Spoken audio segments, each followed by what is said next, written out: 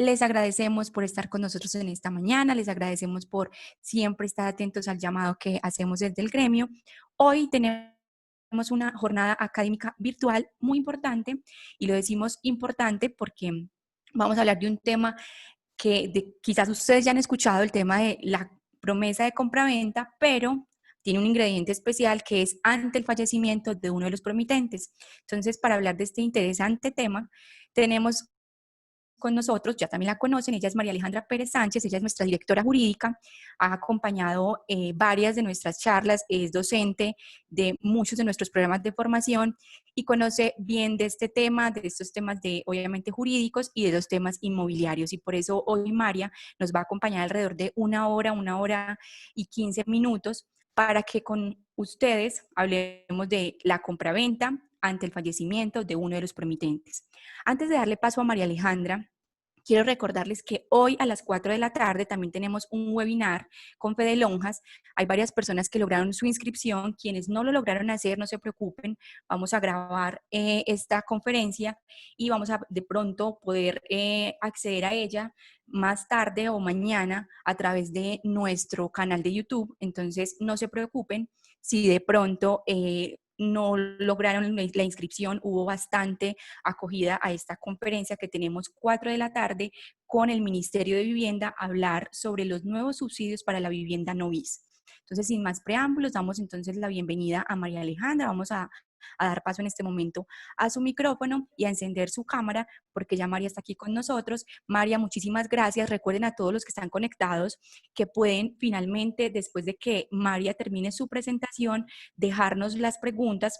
Van ustedes escribiendo las preguntas en el QIA y nosotros al final vamos a volver con María a responder cada una de ellas. Entonces, a todos ustedes, muchas gracias por madrugar con nosotros, muchas gracias por estar acá y disfruten entonces esta hora y cuarto con María Alejandra del tema la promesa de compraventa ante el fallecimiento de uno de los promitentes. María, ya estamos contigo. Bueno, buenos días para todos. Gracias a todos los que nos acompañan. Les pregunto, ¿pueden ver mi pantalla? Sí, María, la vemos perfecta. Estás Listo. en uno que dice diagrama. ¿Estás bien? Sí, listo. Listo. Bueno, buenos días a todos. Ya nos acompañan muchas personas. Tenemos ya más de 100 personas conectadas. Entonces, pues sea lo primero darles la bienvenida y lo segundo, entonces, como les decía Sandra, vamos a dar inicio. Yo voy a empezar pues como a contarles un poco del tema, pero pueden irnos escribiendo en preguntas y respuestas todas las preguntas que tengan. Vamos a responderlas al final. Voy a tratar de que esto sea pues como muy conciso y muy breve para que podamos hacer esa especie de conversatorio donde resolvamos las dudas que tengan. Entonces voy a dar inicio y voy a estar pues como muy pendiente del chat. Bueno, muy buenos días a todos los que ya nos han saludado por acá. Cuando yo pongo esto en pantalla completa, dejo de ver el chat, no sé, nunca he podido lograr hacerlo, entonces yo voy a empezar a hablarles y de vez en cuando miro pues como que de pronto si hay algo que puede ir contestando en el entretanto y en el desarrollo de la conferencia, pues lo hacemos. Lo primero entonces que les quería contar o que queríamos y que quería que viéramos es un poco esa estructura del negocio jurídico de compra-venta. Permítanme, yo cierro esto. Es la estructura de ese negocio jurídico de la compra-venta de inmuebles. Entonces, en el negocio inmobiliario tenemos una parte inicial y tenemos, digamos, como esa parte final donde ya de manera efectiva estamos haciendo la transmisión de ese derecho, de la transferencia, mejor, de ese derecho de dominio. Entonces, tenemos en esa primera parte la promesa de la compra-venta, que es un poco del tema que vamos a hablar hoy, y es principalmente, digamos, bueno, la promesa de compra-venta es para todo tipo de inmuebles, o podemos hablar más que de promesa de compraventa, un cargo de preventa, o un encargo, o una suscripción como beneficiario, diferentes, digamos, tipos de contratos que se manejan cuando estamos hablando ya de un proyecto inmobiliario en preventas, que tanto pues conocemos. Ahí, cuando nos hacemos parte de ese proyecto, no firmamos una promesa de compraventa al momento inicial. Ahí pues lo que firmamos es ese encargo de preventa o encargo de venta.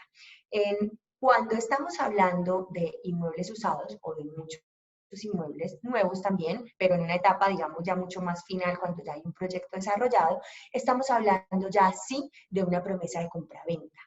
Vamos a centrarnos en ese espacio, en ese contrato de promesa de compraventa, porque vamos a hablar sobre lo que sucedería en caso de que uno de los promitentes, sea promitente comprador o promitente vendedor, llegara a fallecer. Pero hoy, más allá de contestar esa pregunta, porque contestar esa pregunta es tan sencillo como que ustedes se metan a Google y pongan ¿qué sucede si se muere un promitente en una promesa de compraventa? Y ahí van a encontrar una respuesta.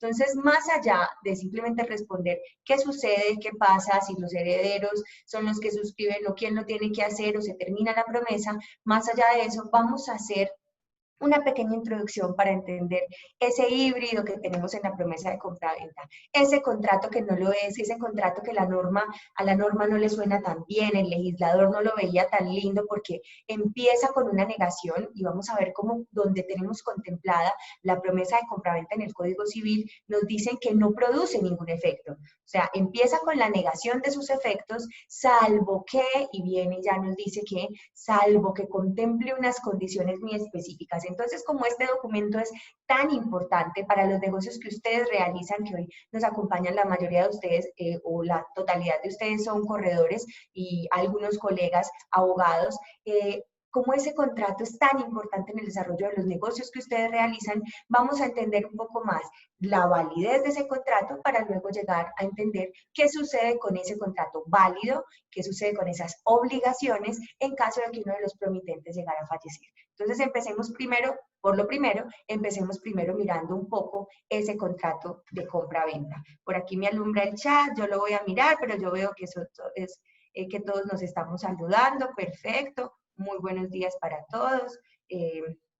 Entonces, ya hay preguntas, les recordamos entonces dejarlas en el módulo de preguntas y respuestas para que ahorita no se nos pierdan. Listo, Vivi, que por ahí veo que ya nos están escribiendo algunas preguntas, pero en el chat y después entonces se nos hace más difícil encontrarlas. Entonces, módulo Question and Answer, Q y A. Listo. Miremos entonces la promesa de compraventa. La promesa es un acuerdo de voluntades entre una parte promitente vendedora y que es el que promete vender una cosa y otra parte promitente comprador que es el que promete pagar ese precio pactado. La promesa de compraventa la encontramos en el Código Civil y como les decía, al legislador no le gusta tanto, no le suena tan bien, porque miren cómo empieza con una negación de su validez. Lo primero que nos dice el artículo es que la promesa de celebrar un contrato no produce obligación alguna. No produce obligación alguna, salvo que concurran las siguientes circunstancias. Entonces, lo primero es que cuando ya me dan unas condiciones especiales para que tenga validez este contrato, estamos hablando de un contrato solemne. Tiene que cumplir con unas condiciones para que exista, para que tenga alguna validez, para que genere obligaciones entre las partes. Entonces, ya aquí nos dicen, bueno, no produce ninguna obligación, salvo que usted cumpla con estas condiciones y por eso, señores corredores, es tan importante tener en cuenta estas condiciones. Lo primero entonces que nos dice es que la promesa de compraventa tiene que constar por escrito. La promesa de compraventa no es de esos contratos como el contrato, por ejemplo, de arrendamientos, que podemos simplemente pactar las condiciones y con la entrega material de ese inmueble y esta persona nos empieza a reconocer un canon, pues automáticamente tenemos un contrato de arrendamiento que aclaro y pongo ahí como unos paréntesis bien grandes, esto es lo que nos dice la ley, pero realmente el contrato de arrendamiento tiene que ser por escrito, porque eso la ley sustancial por allá en la ley 820, en el Código Civil, que nos dicen que puede ser verbal, pero cuando nos vamos a la norma procesal, que esto quiere decir cuando va a iniciar un proceso judicial, por ejemplo, un proceso de restitución, ya entonces el legislador me exige demostrar la existencia del contrato y ahí entonces entramos con todos los problemas de no tener un documento por escrito y no nos exige que por lo menos tengamos una prueba al menos sumaria de ese contrato. Entonces, si de verdad fuera verbal o escrito, pues simplemente con contar que existe tendríamos ya debería el juez reconocer esa existencia del contrato, iniciar un proceso. Entonces, eso como paréntesis para que no se vayan de aquí diciendo, porque sé que muchos de ustedes están en el sector y también están en el área de arrendamientos, no se vayan de aquí pensando que es súper sencillo y que puede ser verbal. Esto solo como ejemplo, porque así lo dice la norma, pero el contrato de arrendamiento es escrito también por todas las condiciones que luego se pueden ver o toda la problemática en la que nos podemos ver en caso de no tener un documento escrito. Entonces aquí, distinto a eso que nos dice la ley para el contrato de arrendamiento y que ponía de ejemplo, en la promesa de compraventa la ley ya de entrada me está exigiendo que conste por escrito. Esa es la primera parte, la primera exigencia, debemos dejarla documentada y por eso es que todos ustedes manejan, digamos, esos modelos de promesa de compraventa que sin embargo son el inicio de la estructuración de este documento, porque este documento debe atender las particularidades de cada uno de los negocios. Eso es fundamental cuando estamos hablando de la promesa de compraventa, porque es que la promesa de compraventa se hace necesaria en los negocios inmobiliarios de bienes raíces, precisamente por todas esas condiciones, particularidades y elementos que están atados a la venta de un inmueble. Porque en la venta de un inmueble, que además no es un bien menor, que además no es un valor menor y que es un elemento muy importante del patrimonio de los colombianos.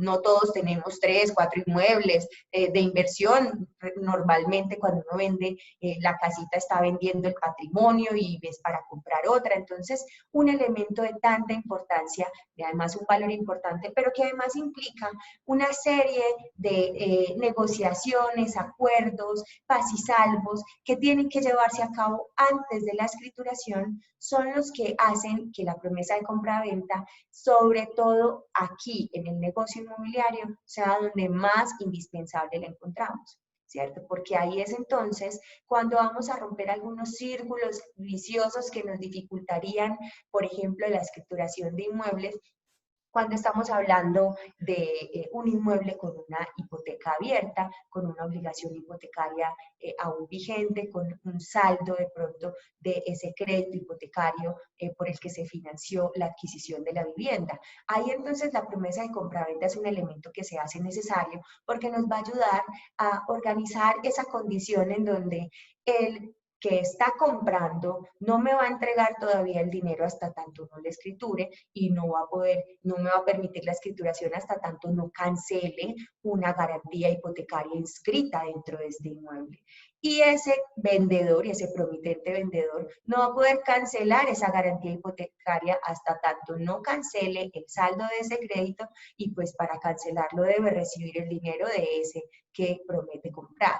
Entonces, la promesa de compraventa nos ayuda en ese círculo, nos ayuda a determinar esas obligaciones, esas condiciones, esos valores que se van a entregar, para qué irán dirigidos esos dineros. Entonces, ahí es donde dejamos qué día se pagará, cuánto, para qué, y es donde decimos que será un valor que se destinará a cancelar tal obligación con tal número, y ese pago incluso lo hacemos muchas veces directamente al banco más que a ese promitente vendedor. Y ahí es donde empezamos entonces a ver la gran utilidad que tiene la promesa de compraventa cuando estamos hablando de bienes raíces, cuando estamos hablando de compraventa de inmuebles. Voy a mirar un momentito el chat. Bueno, todavía están saludándonos. Ahí vemos cómo tiene todo el sentido. Y es por eso que lo que en un principio en ese Código Civil chileno, que es de donde viene nuestro Código Civil, y Código Civil francés, que es de donde viene el chileno, vemos cómo al principio lo que teníamos era la promesa de celebrar un contrato, no produce obligación alguna, pero viendo todas estas situaciones donde sí podía tener sentido, porque en un principio lo que decía el legislador es, pues si usted va a prometer celebrar un contrato, pues celébrelo.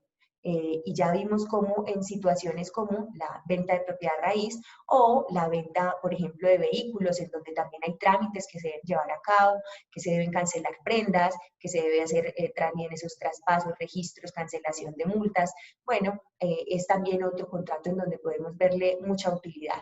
Pero entonces nosotros ocupados del contrato de compraventa, aquí está, por ejemplo, una de las situaciones donde la promesa de compraventa nos ayuda a poder desarrollar ese contrato pese a estas condiciones que se deben cumplir.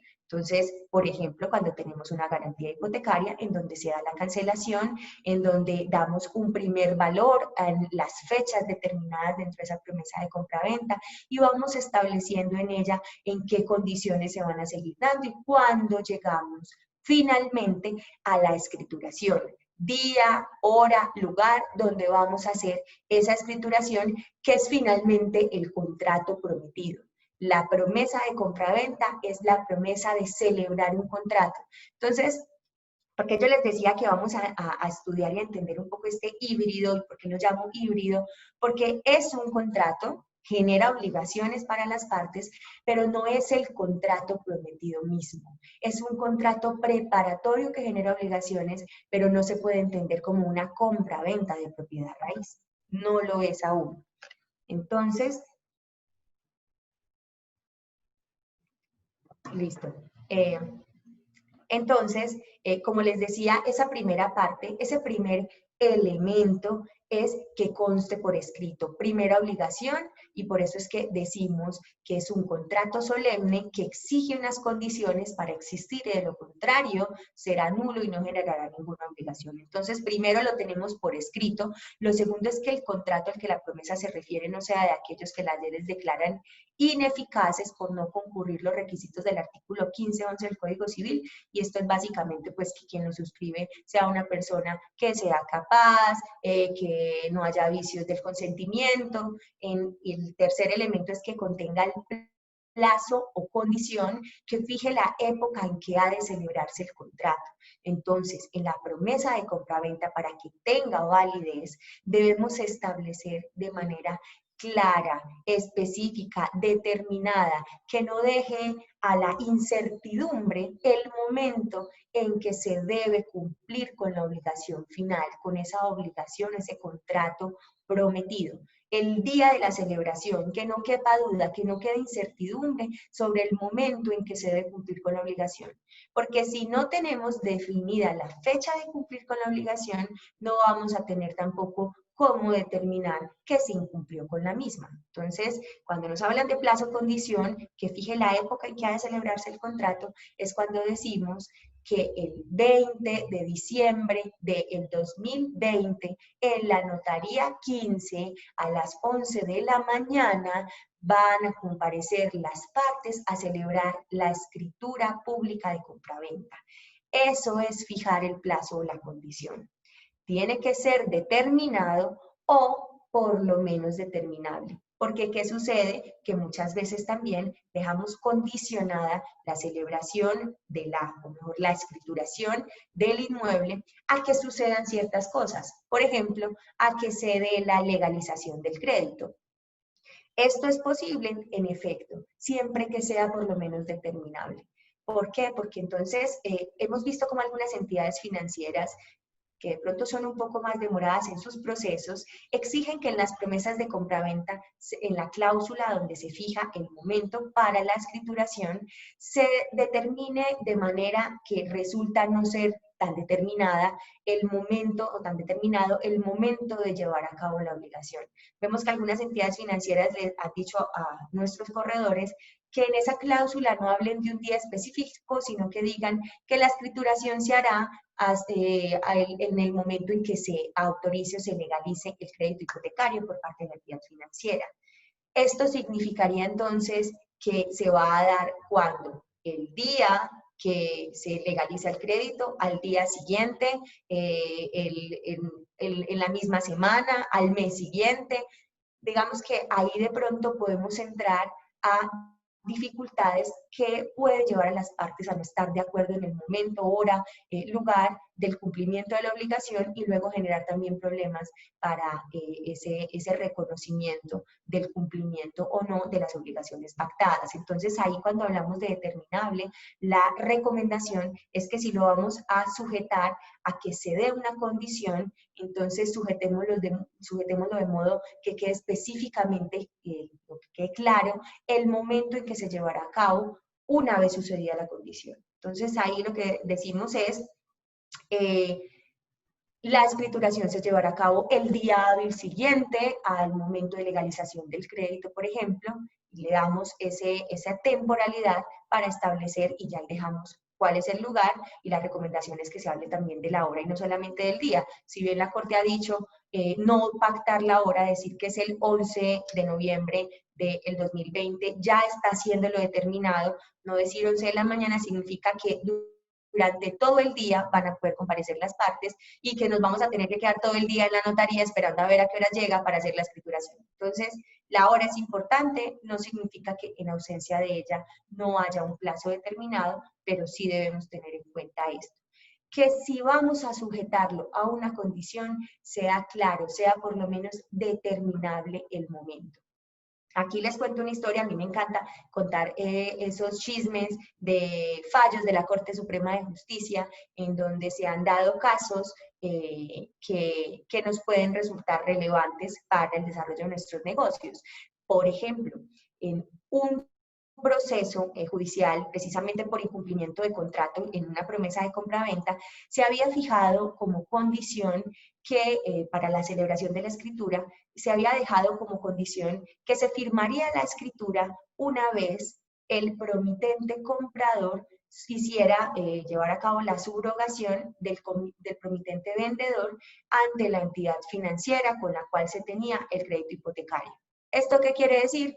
Que se iba a escriturar cuando el promitente comprador fuera la entidad financiera y dijera, venga, yo ahora soy el obligado, yo voy a ser quien le pague este crédito, quite a este señor y póngame a mí. Una vez él quedara con la obligación como titular de ese crédito hipotecario, se iba a llevar a cabo la escrituración pública. Pues, ¿qué pasó? Que como no se determinó el plazo que tenía esta persona para cumplir con esa condición de subrogarse en el crédito hipotecario, pues nunca lo hizo, duró 5 o 6 años sin hacer el trámite de subrogación ante la entidad financiera y pues tampoco nunca se pudo hacer la escrituración. Entonces, al final, ¿qué terminó diciendo la Corte Suprema de Justicia? Porque esto fue primera instancia, segunda instancia y casación, porque en primera instancia dijeron, si no se terminó el plazo, entonces no hay incumplimiento porque no se determinó la fecha. Y esto pues se casa porque finalmente lo que nos dice este artículo es que estas condiciones se exigen para que el contrato exista. La ausencia de cualquiera de estas condiciones da como resultado, tiene como consecuencia la nulidad de la promesa de compraventa. Y finalmente, pues se casa por ese error del juzgador de primera instancia y segunda instancia que terminó diciendo que sí, no existía uno de los elementos del artículo 1611 y por tanto no había incumplimiento porque no se determinó de manera cierta el momento para cumplir con la obligación. La Corte Suprema de Justicia casa, acepta que hubo un error, un hierro en esa interpretación de la norma porque acepta que faltó un elemento, pero no concluye lo que la norma nos dice que es la conclusión cuando nos falta uno de los elementos exigidos por el Código Civil para que la promesa produzca obligación alguna. Entonces miren cómo si uno de estos elementos no está, la consecuencia va a ser la nulidad de la promesa de compraventa. Eso que ustedes asesoraron, que ayudaron a redactar, con el que le estaban dando las garantías a ese promitente comprador y ese promitente vendedor de tener claro un acuerdo con las condiciones para desarrollar el negocio, resulta no teniendo ninguna validez. Por eso me parecía muy importante que antes de llegar a mirar qué podía llegar a pasar, cuando faltare uno de los promitentes dentro de la promesa, era importante mirar las condiciones para que en efecto existiera la promesa. Porque si nos falta una de ellas, pues al final no interesa si fallece o no una de las partes, porque este contrato no va a generar ninguna obligación. La consecuencia de la ausencia de uno de estos elementos va a ser la nulidad absoluta de ese contrato de promesa de compraventa. Entonces, vamos a mirar. Vamos a seguir avanzando, Viviana, porque muy posiblemente tus preguntas sean resueltas, están muy acelerados, porque apenas vamos a entrar al tema y miramos si no queda resuelta. Entonces miramos si ampliamos la respuesta a la pregunta que haces. Entonces, el último elemento que nos establece el artículo 16.11 es que nos dice que debemos determinar de tal suerte el contrato que para perfeccionarlo solo falta la tradición del acoso a las formalidades legales. Miren cómo la norma me sigue diciendo que este no es el contrato de compraventa. Miren cómo me dice que falta perfeccionarlo. Me dice que debemos determinar de tal suerte el contrato en la promesa que para perfeccionarlo nos falta solo la formalidad legal. Pero entonces todavía no se ha perfeccionado el contrato. La promesa de compraventa, si bien es un acuerdo, si bien es un contrato, no es la compraventa misma. Es un contrato preparatorio, yo siempre les cuento, los que pronto han tenido clase conmigo siempre les cuento lo mismo, contrato preparatorio y no contrato principal, porque es un contrato que nos prepara para ese contrato que las partes están buscando celebrar, el que prometen celebrar, que es la compraventa. Y la compraventa solo sucede cuando estamos ya ante el título de la compraventa, que es la escritura pública, y ya, digamos, ese es el título para la venta de un inmueble y el modo que va a ser entonces ya irnos a registrar esa compraventa, esa escritura pública de compraventa en la Oficina de Registro de Instrumentos Públicos.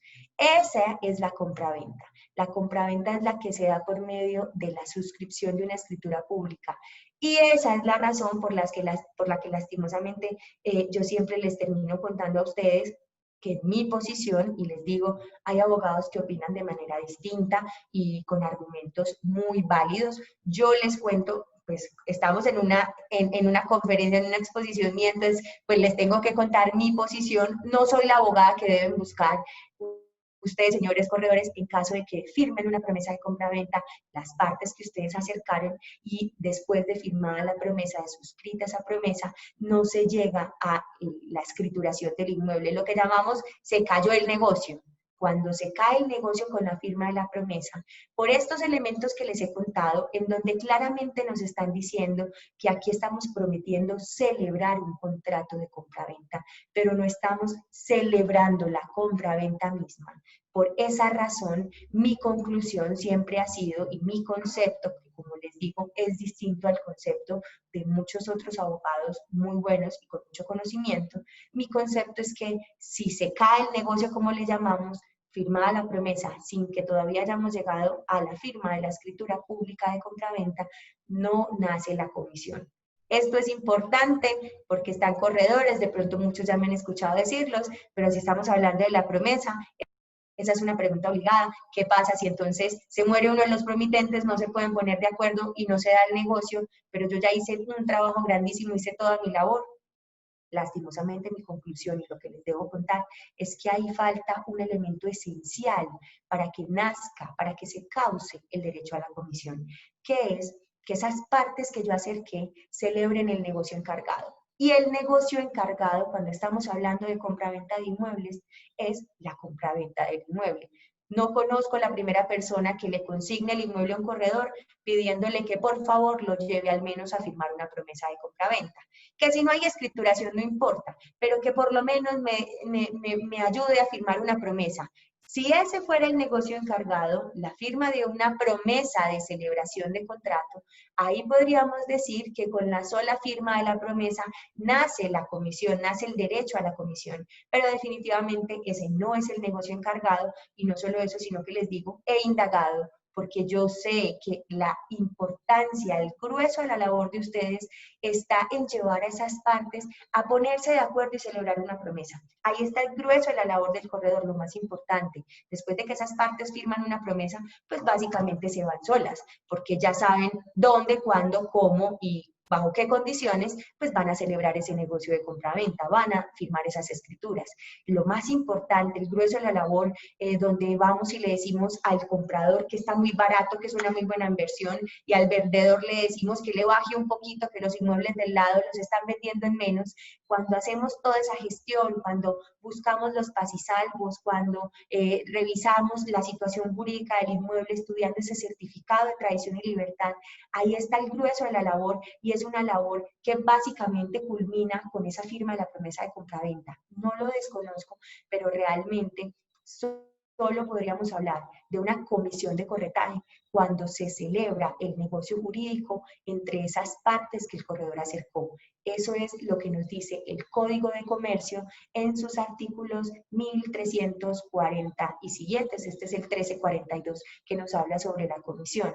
Ahí nos están diciendo que la comisión, que el corredor tiene derecho a la comisión siempre que se celebre el negocio en el cual interviene.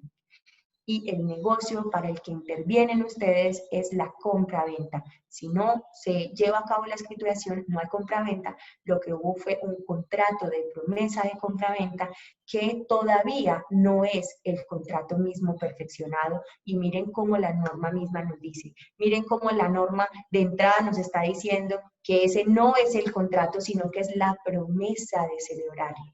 Que ese no es el contrato, sino que lo vamos a determinar de tal forma que todavía falta un elemento para llevarlo a cabo, todavía nos falta una cosita para perfeccionarlo, pero solo nos falta esa cosita para perfeccionarlo. O sea que todavía no se ha perfeccionado ese contrato, sino que estamos preparándonos para llevarlo a cabo.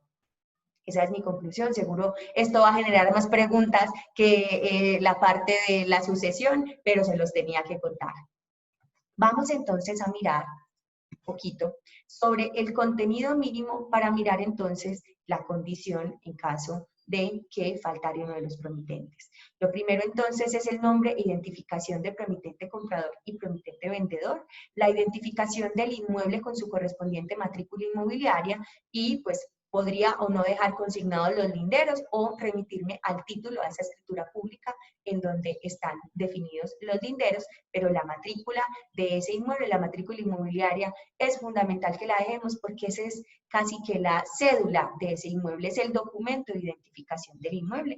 Entonces es el elemento que vamos a dejar para identificarlo.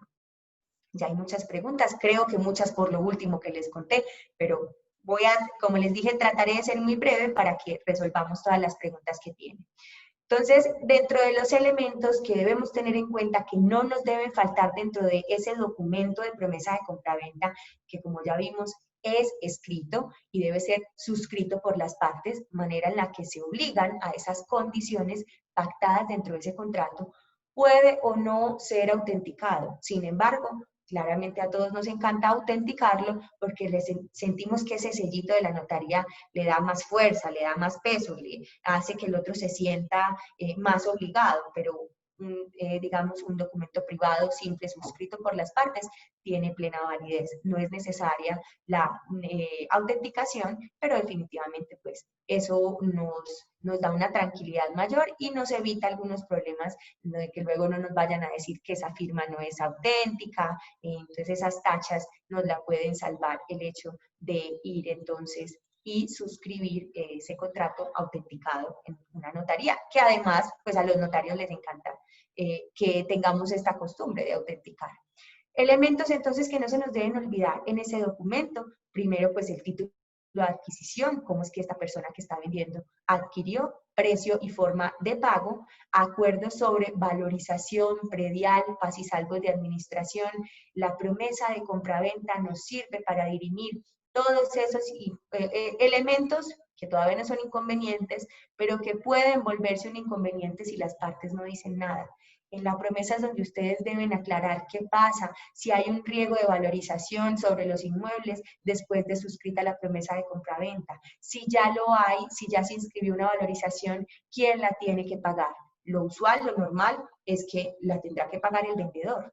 ¿Por qué? Pues porque el que vende un inmueble se obliga a entregarlo saneado y sin ningún tipo de obligaciones. Pero ¿qué pasa si ya firmamos la promesa? Se hace un riesgo de valorización y es un mecanismo de financiación de una obra que se va a construir después, que todavía no está de alguna forma interviniendo en el valor de ese inmueble. En esos 400 millones por el que lo vendí, digamos que ese tema de la construcción de obras, financiación de obras públicas a través de valorización, se ata en un elemento, en un concepto en el que se entiende que cuando el Estado lleva a cabo obras cerca a mi inmueble, ese inmueble tiene un mayor valor, sube de valor, se valoriza gracias a las obras llevadas a cabo por el Estado y es la razón por la que a mí me van a cobrar un pedacito para el desarrollo de esas obras, porque es en beneficio de mi inmueble que va a haber un mayor valor gracias a ese desarrollo. Entonces, si esta es la lógica y la obra todavía no se ha llevado a cabo y no se ha construido, lo que podríamos entender o podríamos acordar las partes es que una vez firmada la promesa de compraventa, si hay un riesgo de valorización, esa valorización la pagará el promitente comprador, por ejemplo. Son elementos que podemos determinar dentro de la promesa de compraventa y que es esencial que los determinemos en la promesa de compraventa para que luego no sea una razón por la que las partes no lleguen a un acuerdo y de pronto terminemos pues en que no se lleve a cabo el negocio y en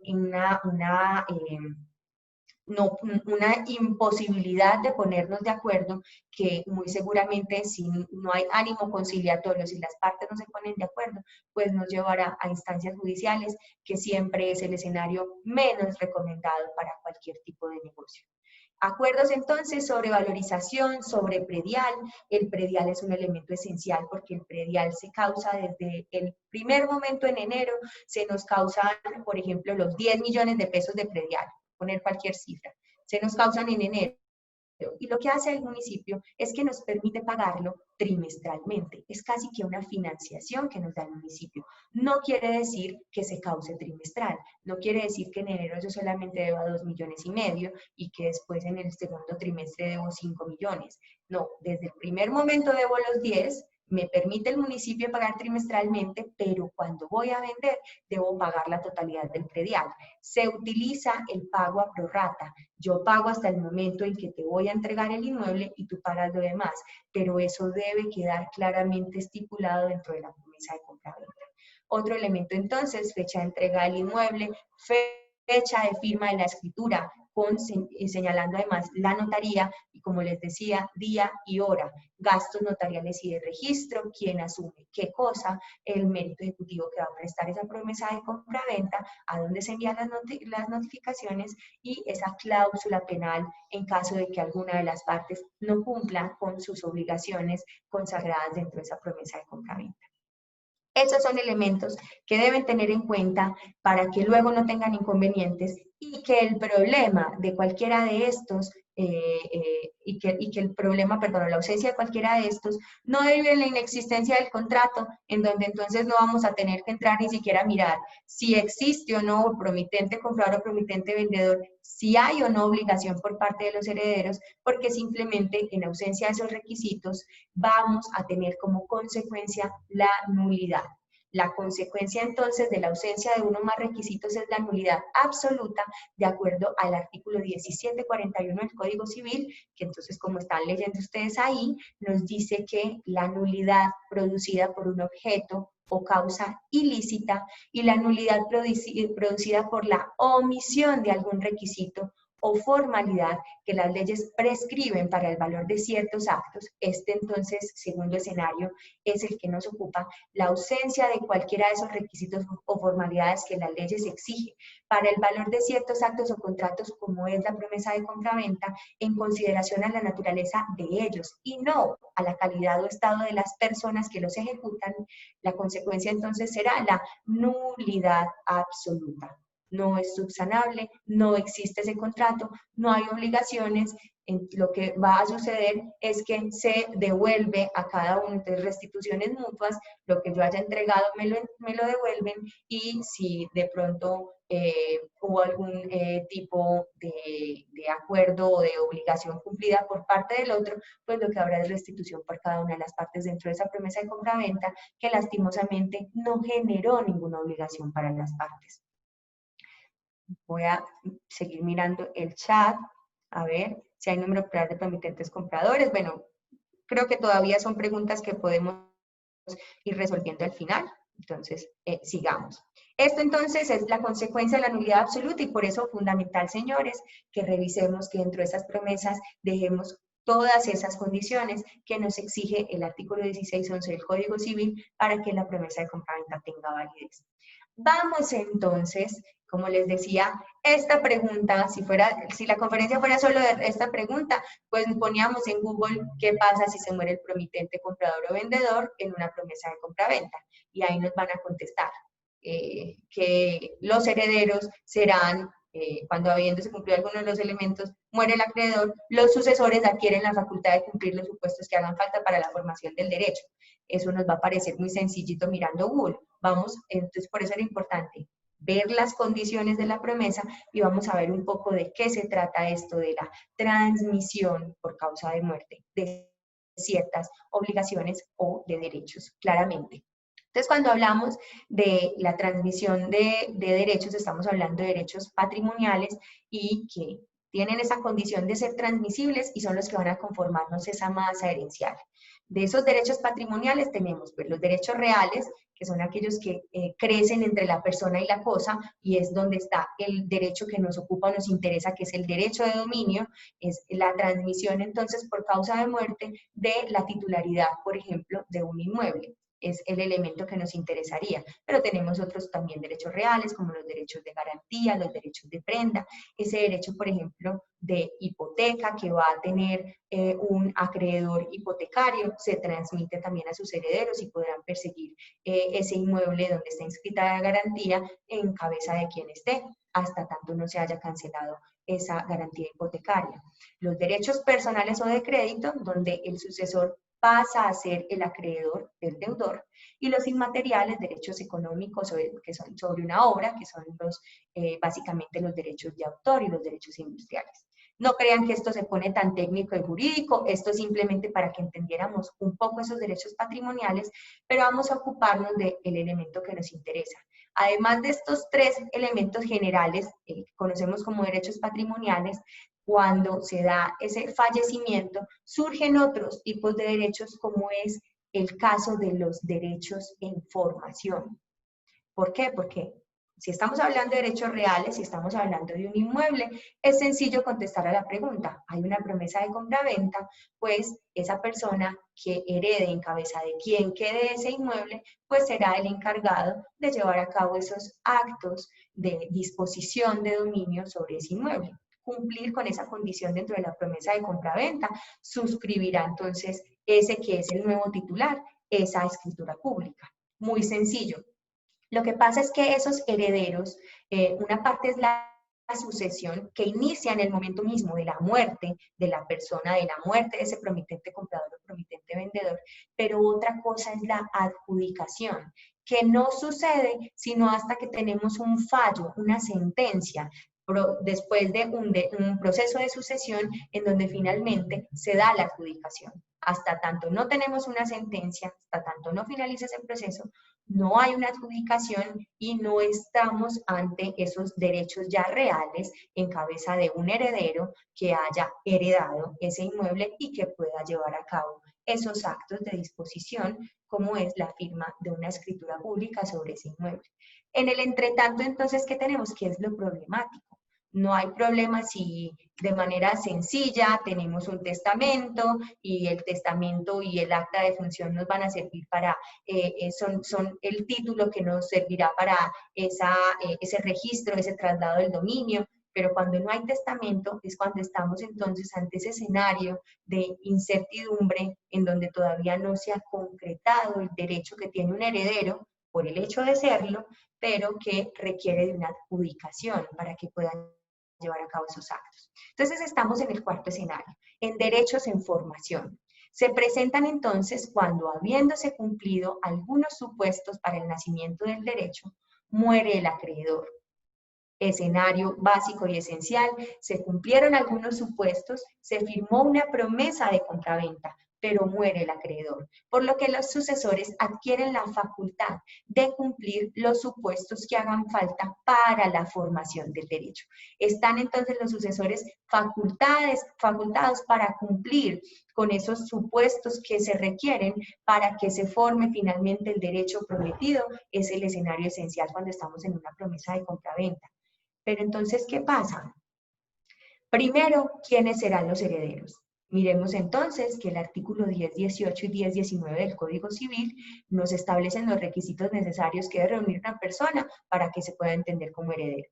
Lo primero es que exista la persona del heredero o legatario al tiempo de abrirse la sucesión.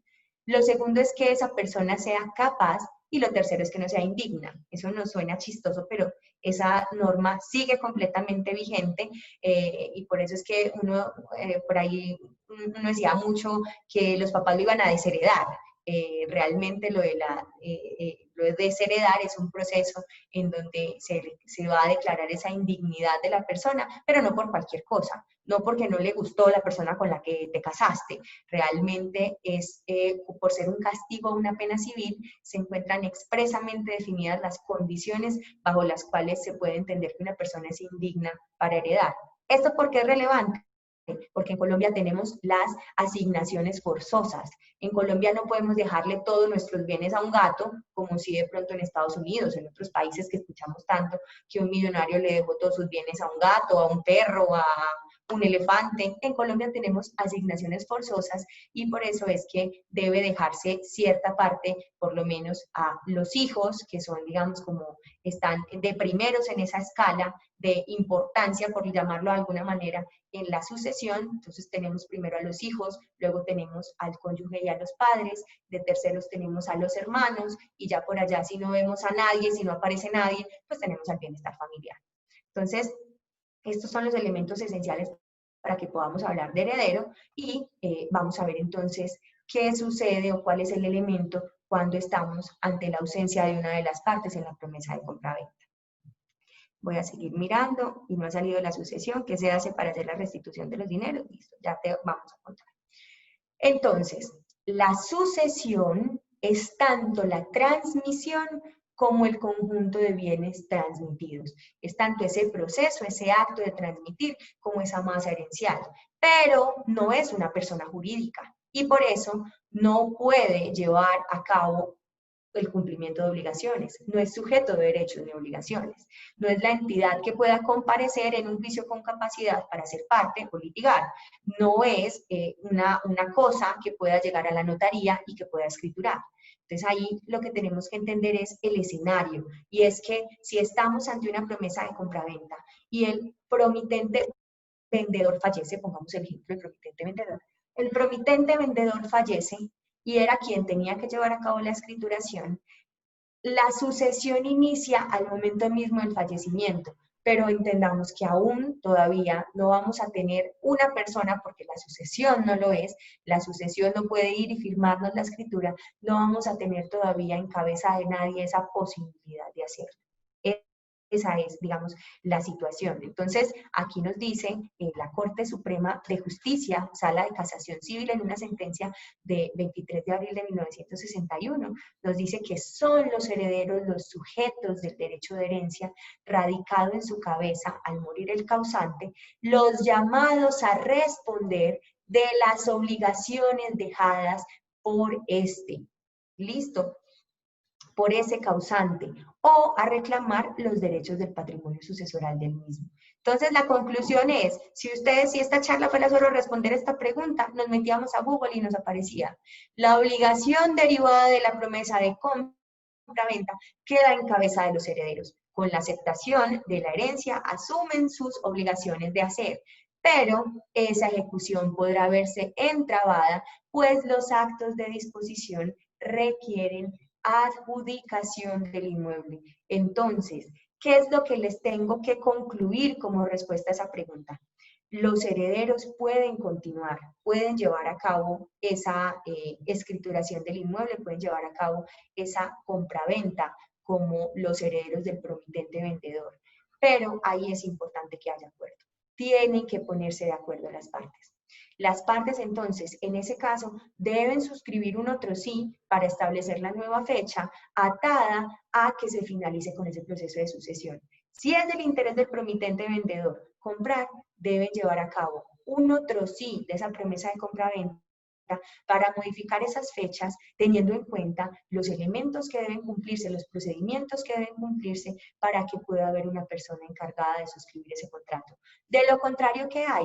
Restituciones mutuas. Sí, ¿por qué? Porque aquí ya estamos hablando de una condición que no va a permitir la escrituración en las condiciones pactadas dentro de la promesa de compraventa. Si dijimos que 20 de diciembre y este señor se nos muere el 15 de diciembre, no es posible, digamos, por los trámites, salvo que haya un testamento y que lo hicieron súper rápido y en cabeza de el heredero quedó ese documento, salvo esa condición que es difícil de ver y que en 5 días podamos llevar a cabo todos estos elementos, pues no habría posibilidades y esto casi que es una fuerza, la fuerza mayor más clara, que es la muerte. En caso entonces de que no podamos llevar a cabo estos actos, pues lo que se dan las restituciones mutuas, una terminación entonces de ese contrato porque no es posible cumplir con las condiciones pactadas. Entonces, la recomendación aquí en la vida real que sucede, que se tendrá que hablar con los herederos y se tendrá que establecer el camino a seguir.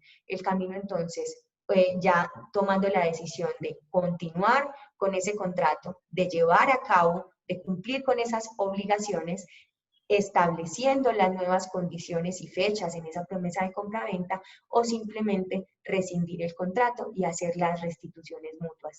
Deben ponerse de acuerdo. De lo contrario, estaríamos en un escenario muy difícil, que es el menos recomendado en cualquier situación, como les decía, que es entonces un escenario judicial.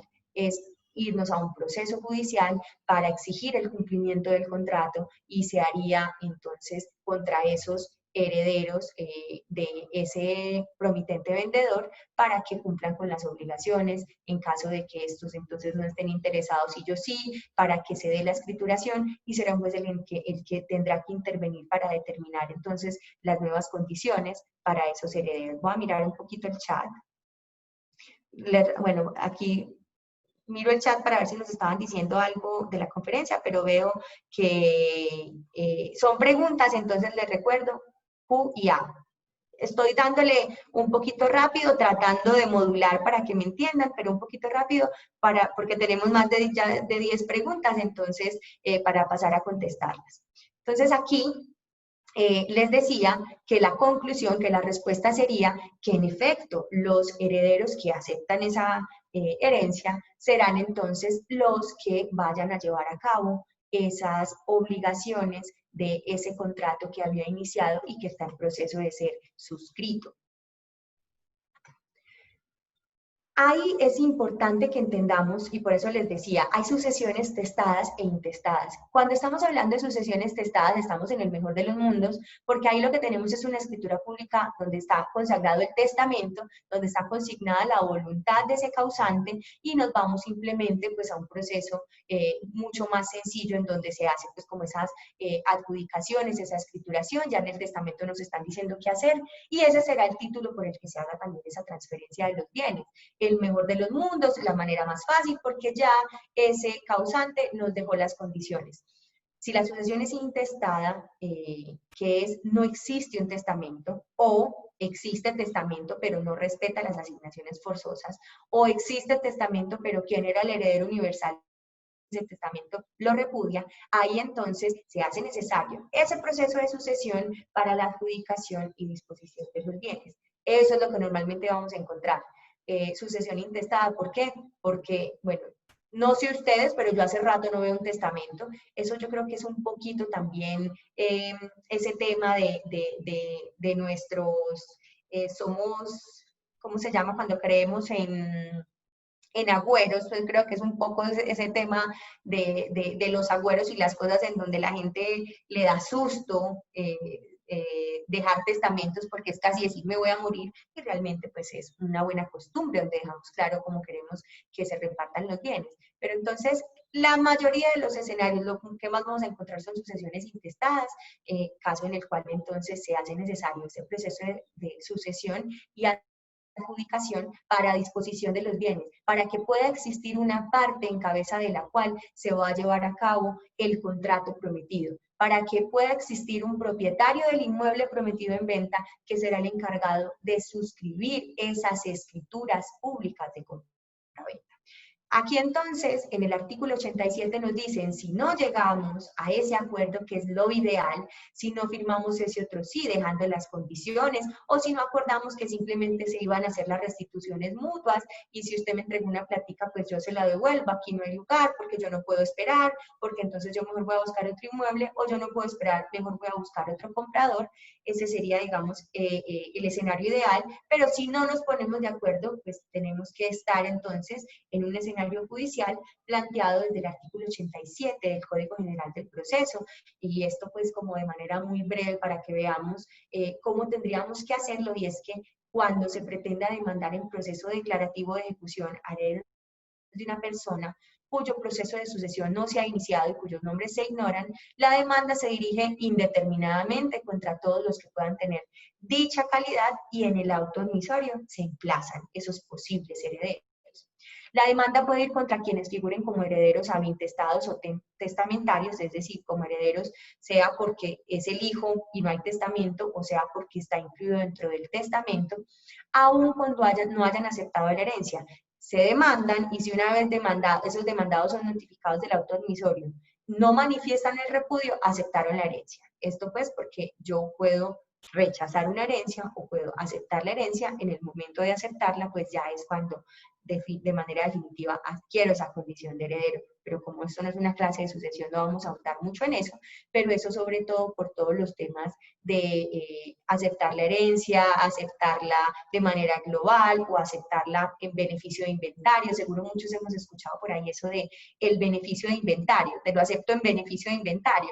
Esto viene del derecho sucesoral, en donde nos dicen que como herederos podemos aceptar en beneficio de inventario para que no se confundan los patrimonios al momento de aceptar la herencia y no me toque a mí cumplir con todas las obligaciones de ese causante, sino que cumplo solamente hasta tanto lo que me entregó en herencia llegue. O sea, esas obligaciones de él se pagan solo con lo que haga parte de la herencia y no con mi patrimonio. Si yo no acepto con beneficio de inventario, se confunde el patrimonio y voy a tener que pagar, voy a quedar como deudor de todas las obligaciones que ese causante tenía. Eso pues hay como un pequeño paréntesis para que entendamos un poco esto que está medio jurídico, pero es solo para contexto.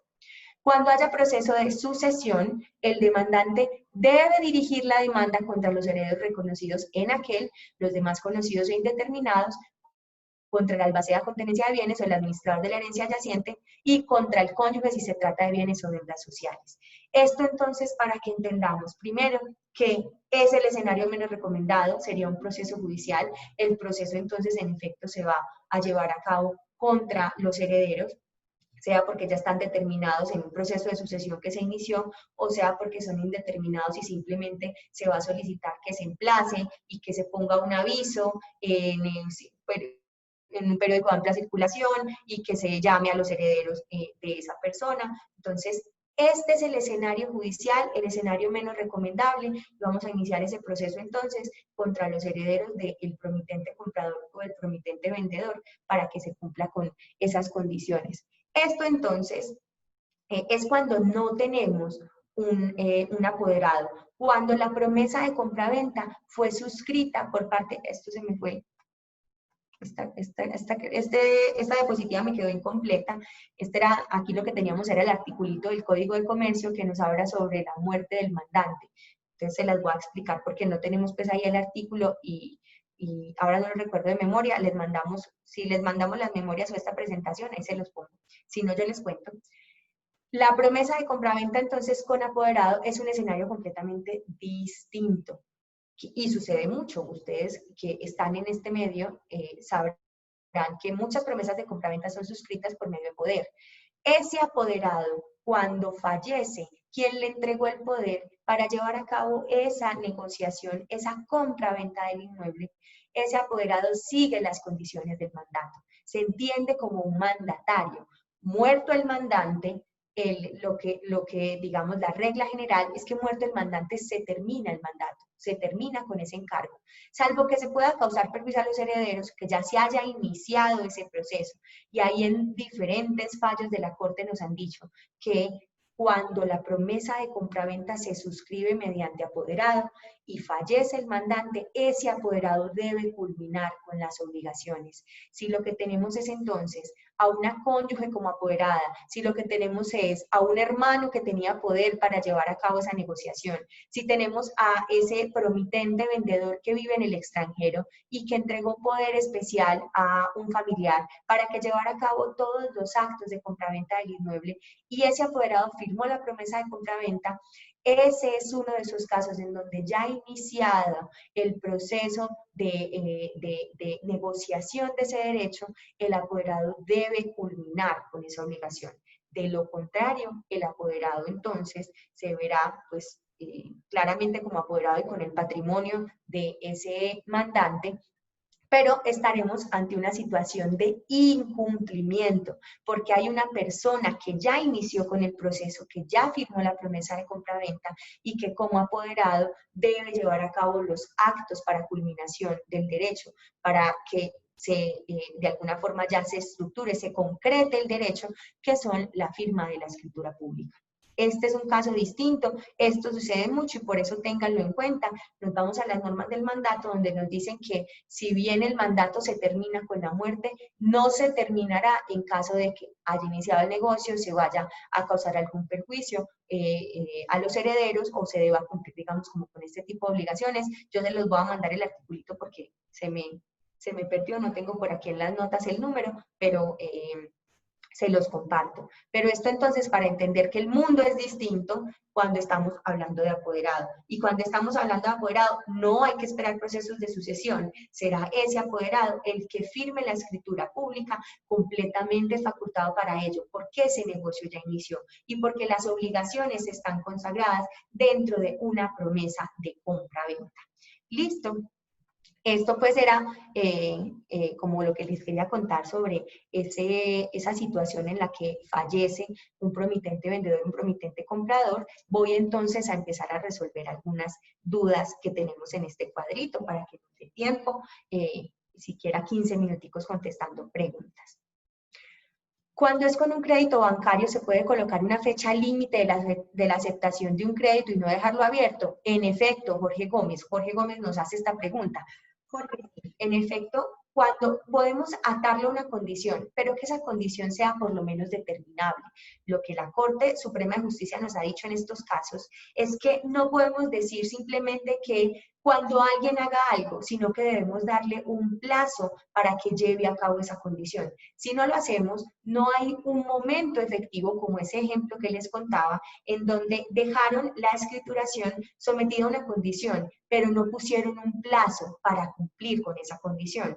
Ahí entonces, si nunca tiene un límite de tiempo para cumplir la condición, pues nunca estará incumplido, pero tampoco nunca tendremos una fecha cierta para llevar a cabo la obligación final de ese contrato prometido. Entonces puede ser un tiempo, puede ser un periodo, no tiene que ser específicamente un día, puede ser un periodo de tiempo en el que deba llevar entonces a cabo los actos asociados a la compraventa o elementos necesarios para la compraventa, como es, por ejemplo, la legalización de un crédito bancario. Viviana nos pregunta, entonces, si la promesa es nula y el promitente muere, ¿es donde se hace la resolución? Claro, si la promesa es nula, exista o no exista el promitente comprador, el promitente vendedor, no generó ninguna obligación, así que lo que hay lugar es a restituciones mutuas. Si no generó obligación, pues tampoco hay incumplimiento y tampoco habrá perjuicios.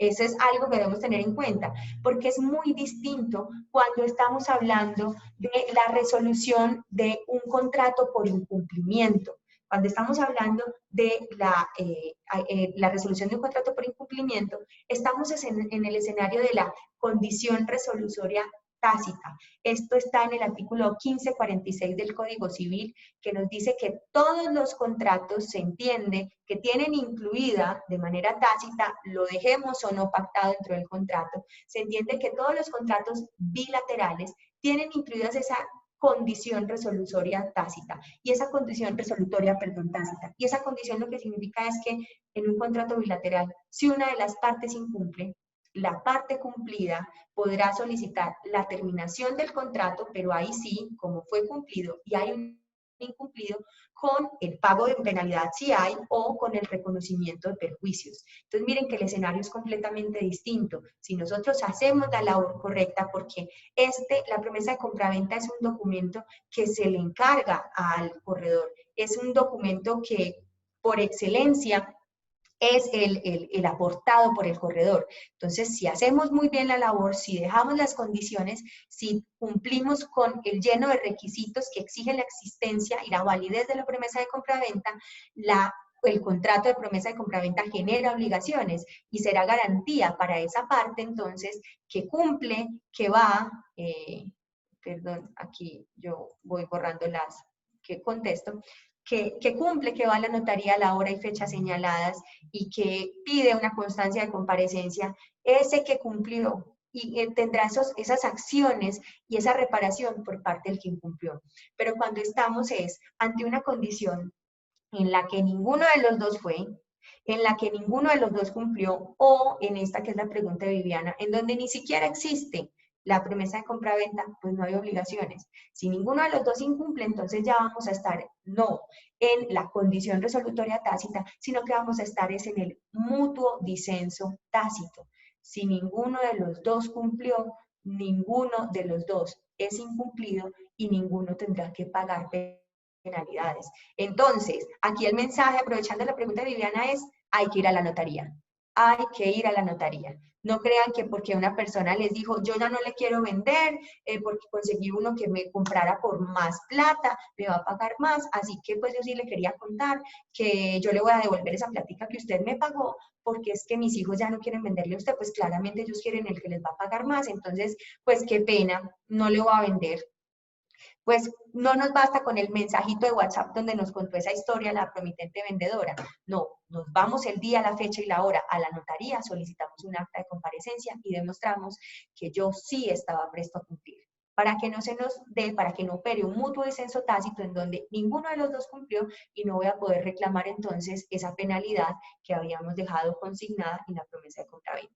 Esto entonces cuando ninguno de los dos cumple, pero para la pregunta de Viviana es cuando no existe la promesa de compraventa, pues simplemente inexistencia del contrato, restituciones. Por la vía fácil, por la vía buena, si no están de acuerdo, proceso judicial.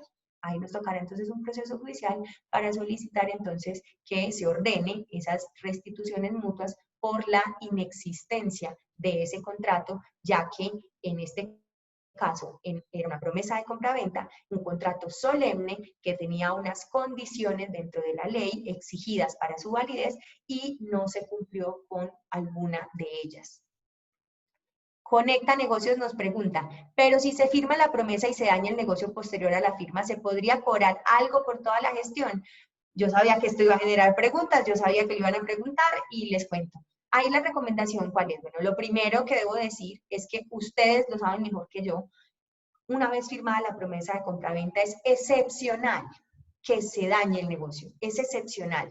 La gente no firma un papelito para pagar 20 millones de, 20 millones de pesos por cuenta de haber firmado un papelito. La gente firma una promesa de compraventa cuando está segura de que puede cumplir. Entonces, salvo casos muy específicos, yo les cuento, la historia que siempre cuento es de un caso en donde se firmó la promesa de compraventa y el promitente comprador iba a cancelar con un crédito del Fondo Nacional del Ahorro. Les estoy contando de hace 10 años. Creo que ya hoy el Fondo Nacional del Ahorro tiene mejores tiempos. Espero que no tengamos a nadie aquí del fondo. No estoy hablando mal de ustedes. Ya ha mejorado mucho sus tiempos, pero hace 10 años era un proceso que esa legalización del crédito con el Fondo Nacional del Ahorro se podía demorar 10, 11, 12 meses. Eran unas cosas impresionantes. Entonces, en ese caso, por ejemplo, se dañó porque llegado el día se firmaban otros sís y otros sís y no se conseguía todavía la legalización del crédito. Esas son situaciones excepcionales y eso es lo primero que debo contar. Una vez firmada la promesa, lo normal y lo que suele suceder es que se da el negocio, se da el negocio. Pero si se daña, ¿qué pasa entonces y qué puedo cobrar? Porque es que yo ya hice una gestión. Bueno, ahí es donde ustedes pueden determinar dentro de esos, del contrato, dentro de la misma promesa de compraventa, porque pueden hacerlo dentro del contrato de corretaje o lo pueden dejar una vez en la promesa de compraventa, que sé que muchos de ustedes la acostumbran y esa promesa tiene la clausulita del pago de la comisión. Ahí se puede decir que en caso de que el negocio no se llegara a celebrar por causas no imputables al corredor, se pagará se reconocerá una remuneración por la gestión y acompañamiento del negocio, por valor de, y entonces ahí dejamos, entonces ya de pronto no 3% del valor del inmueble, sino entonces 3% del valor de la cláusula penal, que de pronto entonces unos dicen, eso puede ser muy poquito. Bueno, ya es como lo determinen, pero mi recomendación es que si van a buscar, digamos, el reconocimiento de esa gestión llevada a cabo hasta el momento de la promesa de compraventa, pues se haga determinando en una clausulita una remuneración por la gestión o el acompañamiento del negocio, más que hablar de comisión de corretaje, porque es que ahí sí yo les digo, y les digo, pues esto puede ser una interpretación muy exegética, pero es al final lo que buscamos con estas charlas es darles un poco de seguridad jurídica en esas negociaciones, que ustedes tengan de alguna forma mucho más clara la consecuencia o lo que va a suceder en diferentes situaciones. Y en estos casos, como cuando les hablaba de los artículos 1341 y 1342 del Código de Comercio, que nos hablan de la comisión del corredor, ese artículo nos dice que la comisión, o mejor, que el corredor tiene derecho a la comisión en todos los casos en que se celebra el negocio en el que intervino. Y realmente el negocio se celebra y vimos cómo el mismo Código Civil nos habla de una promesa de celebrar un contrato, que no es el contrato mismo. Es un contrato sí, pero de promesa, no es el contrato mismo.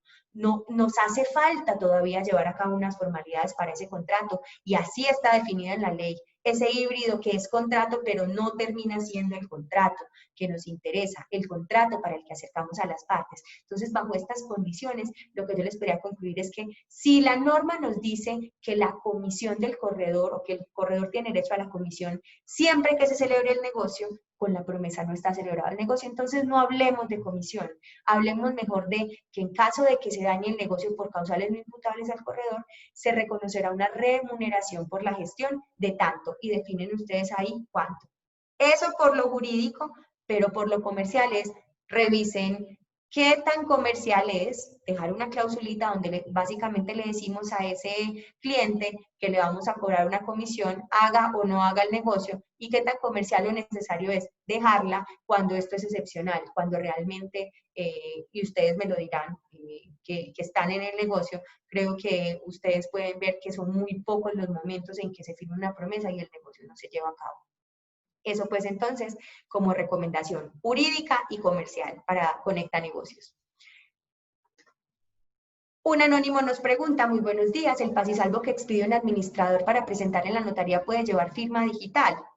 Bueno, ahí tendríamos que revisar primero las condiciones de digamos, la norma cuando nos habla de la firma electrónica y la firma digital.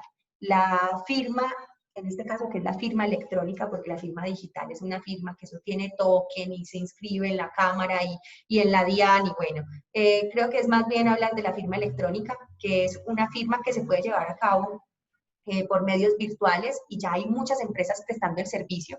De hecho, hay unas especializadas en esto y hay otras empresas de envío como Envía, como Coordinadora, que ya tienen ese servicio de la firma digital, de hacerte el envío del documento y que todo se haga, digamos, como con esa trazabilidad virtual.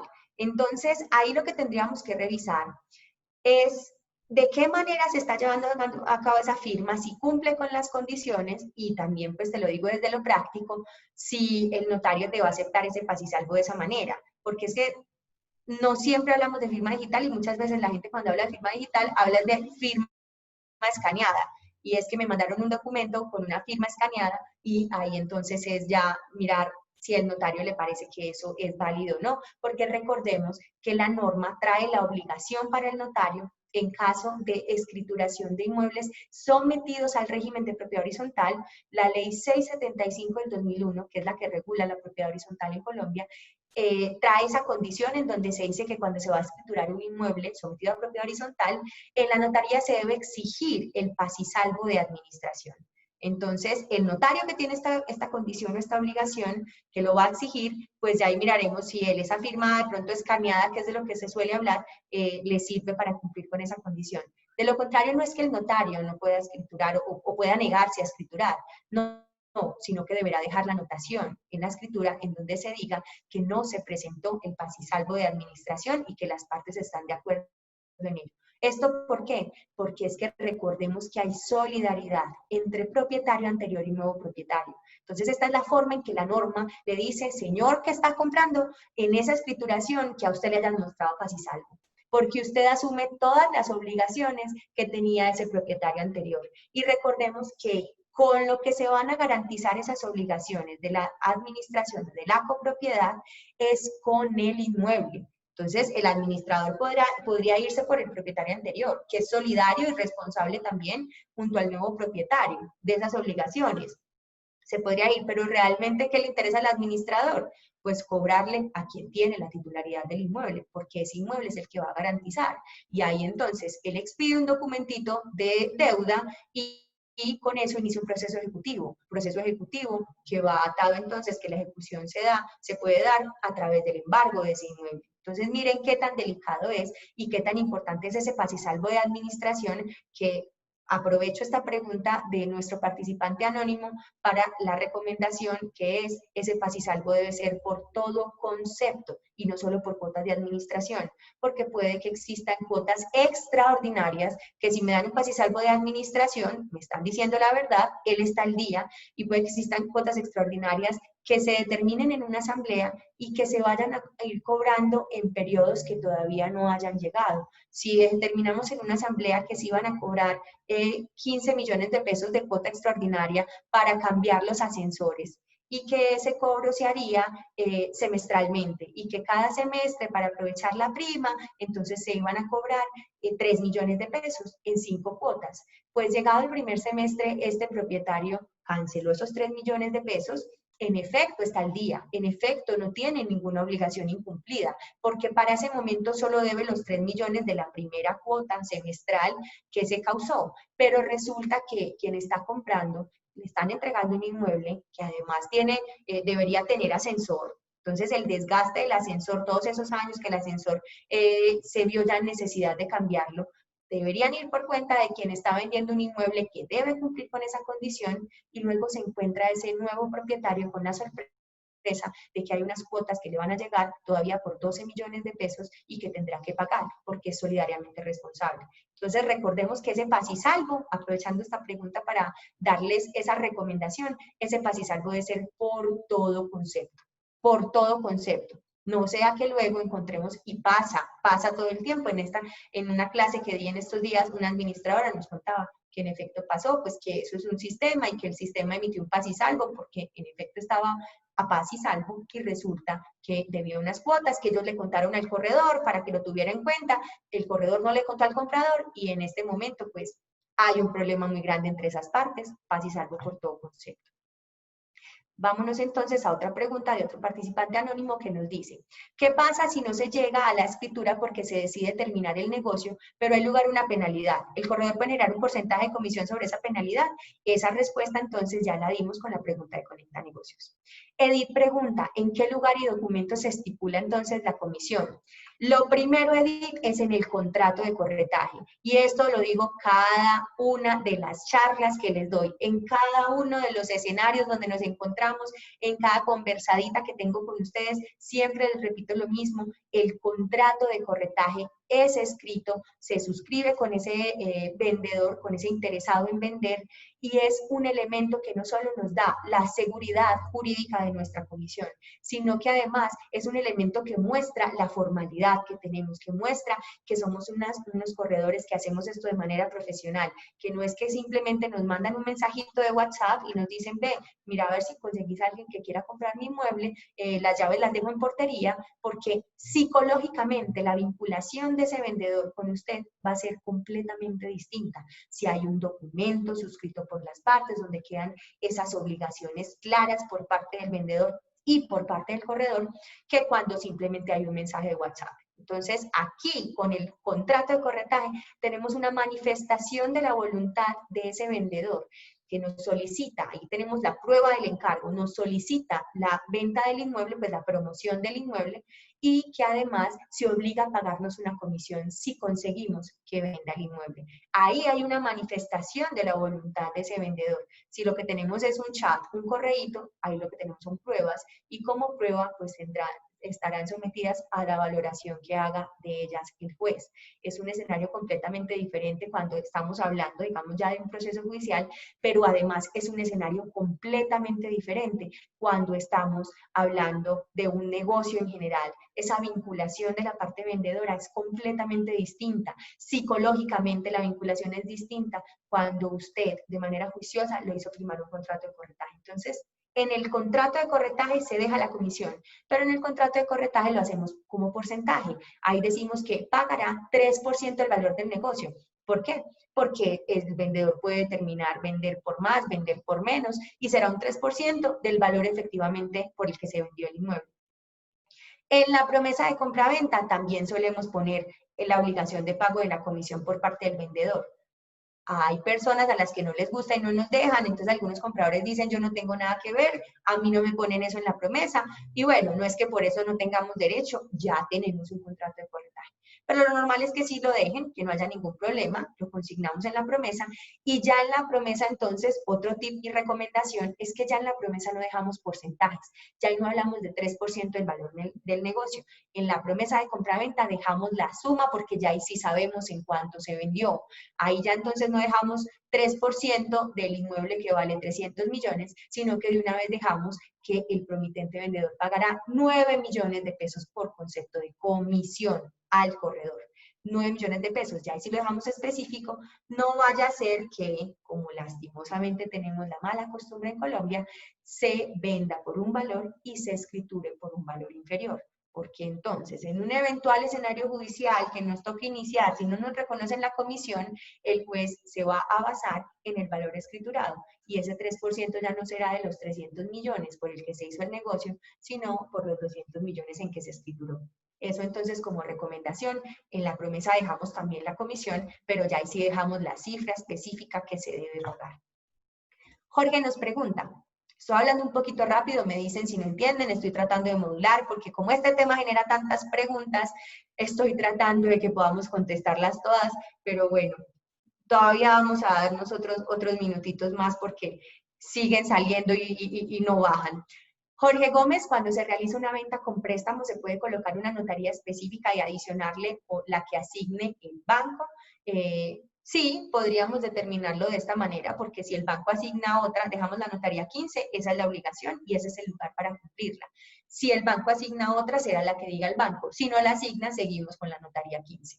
Armando Ochoa nos pregunta, hola Armando, nos pregunta si hay número plural de promitentes compradores o vendedores y fallece uno y no tiene herederos, ¿qué pasa con los otros promitentes? Ahí vamos a lo mismo. Si hay un número plural, por ejemplo, de vendedores, promitentes vendedores, hay un porcentaje del derecho que le toca a él, sobre el que no van a poder disponer los demás promitentes vendedores. Así que no hay herederos, hay que esperar a que se concrete entonces ese derecho. Muy seguramente, si hablamos de que no hay herederos, es que no hay hijos, pues pueden ser los hermanos, que muy seguramente serán los otros promitentes vendedores, pero si resulta que no son nada, que no aparecen y que no hay nadie, hay que esperar a que se concrete el derecho en cabeza de alguien. Como les decía, en esos órdenes sucesorales, si no aparece un hijo, si no aparece un padre o un esposo, si no aparece un hermano, si no aparecen sobrinos, pues ya entonces nos vamos al Instituto Colombiano de Bienestar Familiar. Viviana nos pregunta, si los herederos deciden hacer la resolución del negocio y no ha salido la sucesión, ¿qué se hace para la restitución de los dineros? Viviana, acordar. Es restituciones mutuas, es entregar, y en caso de que no lleguen a acuerdos, pues nos va a tocar iniciar un proceso judicial para que se cumpla con esas restituciones mutuas, que al final pues es el cumplimiento de una obligación derivada de un contrato. Sería entonces iniciar un proceso judicial. María, háblanos de la diferencia entre resolución y resiliación del contrato por fallecimiento, porfa. La resolución, entonces, cuando estamos hablando de una condición resolutoria o una terminación de un contrato, podemos estar hablando de incumplimiento, de una terminación, pero cuando estamos hablando de la resiliación del contrato por fallecimiento, es porque entonces una de las partes es un elemento por el que se termina un contrato. Si no existe una de las partes, pues se va a terminar. Ahí entonces, para poner el ejemplo que les traía al inicio de la conferencia, donde estamos hablando, por ejemplo, del mandato. El mandato termina por cuenta de la muerte del mandante. Ahí entonces la resolución del contrato, perdón, se va a dar entonces por el fallecimiento. Jorge Gómez pregunta, si muere uno de los compradores se debe restituir el dinero, pero esperar quiénes sean los herederos y lo dicte un juez. No sé, Jorge, si es una pregunta o no, pero entonces, como decíamos, muerto uno de los compradores, hay o restituciones mutuas o si las partes están interesadas en continuar con el contrato, que es perfectamente posible, lo que tengo es que adecuar esos documentos, adecuar esa promesa de compraventa, firmar otro sí, porque recordemos que si tenemos una fecha cierta y llega la fecha, pues simplemente no hay cumplimiento, pero si es por muerte de uno de los obligados, pues tampoco podríamos hablar de incumplimiento, simplemente pues se rescinde esa promesa de compraventa. Entonces, si el interés es continuar, los herederos pueden decidir, entonces, modificar esas fechas hasta cuando se puedan llevar a cabo esos actos, pues debe esperarse, y les dije, si estamos hablando de disposición, si estamos hablando de la firma de una escritura, solo podrá hacerlo esa persona que no solo es heredero, sino que ya se concretó esa herencia en cabeza de él. Ahí es cuando puede disponer. Cuando ya, después de un proceso de sucesión, se emite un fallo, para ponerlo en términos prácticos, y con ese fallo puedo ir a registrar esa adjudicación ordenada en el fallo de un inmueble, en donde ya entonces paso a ser titular del inmueble. Ahí sí puedo suscribir esa compra-venta sobre el inmueble del que ya puedo disponer. ¿Listo? Entonces no es solo tener vocación hereditaria, sino que debe haberse concretado ya ese derecho mediante una adjudicación que se da a través del fallo de un proceso judicial, por el que se finaliza un proceso judicial de sucesión. Blanca entonces pregunta, si los herederos no están de acuerdo de continuar con el negocio, ahí entonces es, en términos prácticos, ¿qué es? En términos prácticos, si los herederos no desean continuar, pues estamos ante un elemento que no nos va a permitir llevar a cabo las obligaciones pactadas dentro de la promesa. Entonces yo podría irme y decir, pero es que ellos como herederos lo tienen que hacer, y entonces cuando quede en cabeza de alguien y ya nos vamos a un proceso judicial de cumplimiento de contrato, en donde tenemos varias posibilidades, o que el juez diga, en efecto, tiene que darse la escrituración, tiene que cumplir con la obligación, quien ya queda entonces con la adjudicación del inmueble prometido en venta, o es posible que nos digan que llegada la fecha de la promesa, en ausencia del promitente vendedor, por cuenta de su inexistencia, por cuenta de su muerte, pues no se podía cumplir con la obligación, y eso es una causal para que se termine ese contrato y no haya lugar a incumplimiento, a decretar un incumplimiento por parte de quien definitivamente no podía cumplir. Entonces esos son los dos escenarios, Blanca, a los que se enfrentan, y por esa incertidumbre es tan importante que las partes lleguen a acuerdo. Si no están de acuerdo en continuar con el negocio, terminen el contrato, restituyan los dineros que de pronto ya se habían pagado, y pues continúen en el momento en que ya se pueda establecer, o vendan el inmueble en el momento en que ya se pueda establecer quién será el nuevo titular de ese inmueble. Viviana, ¿qué pasa si el promitente comprador muere y está tramitando un crédito hipotecario? Pues no hay crédito hipotecario, porque ese es una obligación completamente personal. Si muere el promitente comprador, pongamos el ejemplo del promitente comprador, los herederos pueden continuar con la obligación o pueden terminarla. Es una decisión que toman los herederos y que tiene que estar también, digamos, avalada por el otro. Por lo mismo, por digamos, las condiciones, implicaciones que significaría entonces entrar en un proceso sucesoral para ver quién entonces es el que va a pagar el inmueble, con qué dinero. Entonces esto es, lleguen a acuerdos, pero muerto el promitente comprador, los herederos o continúan o terminan, y realmente pueden, digamos, tomar esa decisión. Los promitentes vendedores también pueden determinarlo. por no existir esa persona que iba a comprar. Estaba en un proceso hipotecario, estaban aprobándole un crédito, el crédito se lo iban a otorgar a él. Ese derecho real, que era, digamos, esa obligación mejor que iba a adquirir ese promitente comprador, era para él, era un estudio de crédito de él y pues muerto, no hay lugar a aprobación de ese crédito hipotecario. Gloria Bustamante, buen día. ¿Podría dejarse la promesa, la cláusula, en caso de muerte de una de las partes, la promesa quedará cancelada? Perfectamente, podemos dejarlo para que sea mucho más claro, para que no haya lugar a equívocos, para que las partes sepan qué hacer. Todas esas condiciones podemos dejarlas dentro de la promesa. Elementos que nos ayuden a determinar qué pasa en diferentes situaciones en ese contrato que estamos prometiendo celebrar. Ahora que estamos en tiempo de pandemia, no se ve afectada la compraventa si se firma digitalmente o puede perder validez. No tiene ningún problema siempre que, como les digo, se cumpla con los elementos de la firma digital. Como ese no es el tema de la charla, no vamos a ahondar. Después, por ahí hemos dado algunas, en ese tema hemos dado varias, después podemos darles otra, pero el tema de la firma digital y la firma electrónica están definidos por la ley y ahí nos dicen cuáles son las condiciones que deben cumplirse para que tenga validez. Firma electrónica no es simplemente coger y poner la firma en un papel, tomarle una foto con el celular, escanearla y recortar el pedacito de la firma y ponerlo en el documento. Eso no es una firma electrónica, eso no es una firma digital. La firma electrónica tiene unas condiciones y es entonces que se pueda establecer el origen del mensaje de datos, que se pueda establecer la apertura del mensaje de datos, que exista una nube o un lugar en donde se va a dejar almacenada la información para poder acudir a la información de esa manera también virtual. Entonces, miren cómo tiene unos elementos para que podamos estar hablando de firma electrónica y para que sea válida.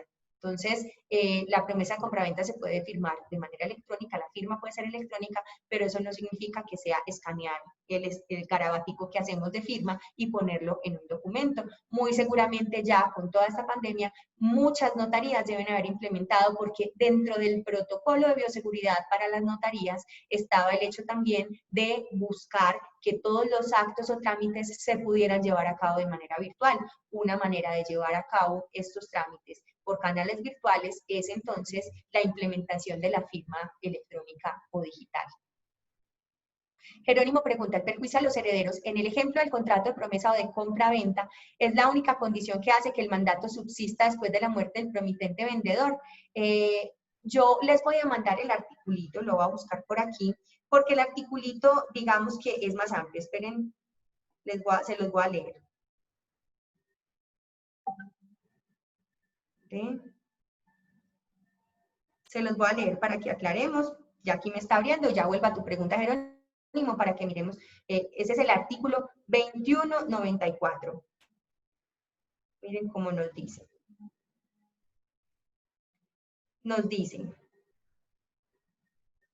tratándose al fallecimiento de quien confiere el mandato, el artículo 2194 ha previsto que tal circunstancia, déjenme un segundo, que tal circunstancia no extingue el contrato cuando ya ha iniciado la ejecución y cuando por su interrupción pueden derivarse perjuicios a los herederos. Entonces, miren que nos dice que cuando ya ha iniciado la ejecución y esta inejecución puede causar perjuicios. Esto es lo que nos dice y ahí podemos entender que el hecho de haber iniciado ese proceso también es una razón por la que lo debemos terminar. Entonces, el mandato concebido para ser ejecutado con posterioridad a la muerte del otorgante no puede recaer sobre todo tipo de actos, sino solamente sobre aquellos cuya realización, bueno, esto ya no es lo que nos interesa solo esa primera parte. Entonces, ese sí es el elemento que nos ocupa y que nos interesa, porque la otra partecita de ese artículo, ahí entonces que se me borró, artículo 2194 del Código de Comercio, para que lo anoten, que no nos quedó en la presentación, lo que nos dice es, la parte que nos ocupa y nos interesa sí es esa, que ya haya iniciado la ejecución y que la inejecución pueda causar perjuicio a los herederos. Porque la otra partecita donde nos hablan es cuando el mandato se haya determinado precisamente para ejecutarse en cuanto o en el momento del fallecimiento de ese mandante. Entonces, el escenario que nos interesa es el primero, contrato ya lo iniciamos y podemos acarrear o ocasionarle perjuicios a los herederos. Debo entonces continuarlo. ¿Por qué? Porque en efecto es un perjuicio. Si yo no cumplo con unas obligaciones que van a derivar en una penalidad a favor, digamos, de ese promitente cumplido y en contra del promitente que incumplió, teniendo un apoderado, teniendo un mandante que debía cumplir con las condiciones. Entonces ahí ese apoderado llega a tener responsabilidad directa sobre esos perjuicios que ocasionen, porque la norma le está diciendo que debe continuar y que debe cumplir con el mandato si ya ha iniciado, y la inejecución puede derivar en perjuicios. Listo. Pero sí, esa es, digamos, como la norma, la regla general y la norma que nos ocupa cuando estamos hablando de apoderados o de una firma de promesa de compraventa y de escrituras públicas a través de apoderados. Daniel Yepes nos pregunta, ¿se puede cobrar tanto cláusula penal e intereses moratorios a la tasa máxima sobre la cuota inicial pagada por el futuro comprador ante el incumplimiento del futuro vendedor si así se pactó en la promesa?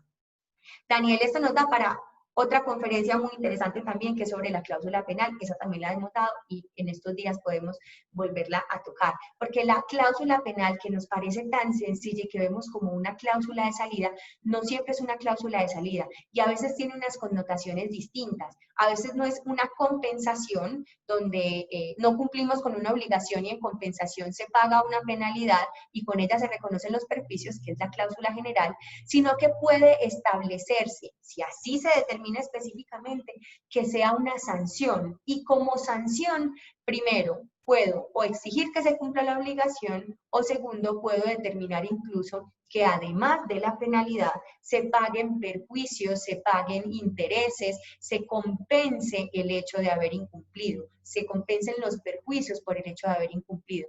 Esto depende entonces cómo la dejemos, porque en principio, cuando el Código Civil y el Código de Comercio nos hablan de penalidad, nos dicen que la penalidad es básicamente una tasación anticipada de los perjuicios.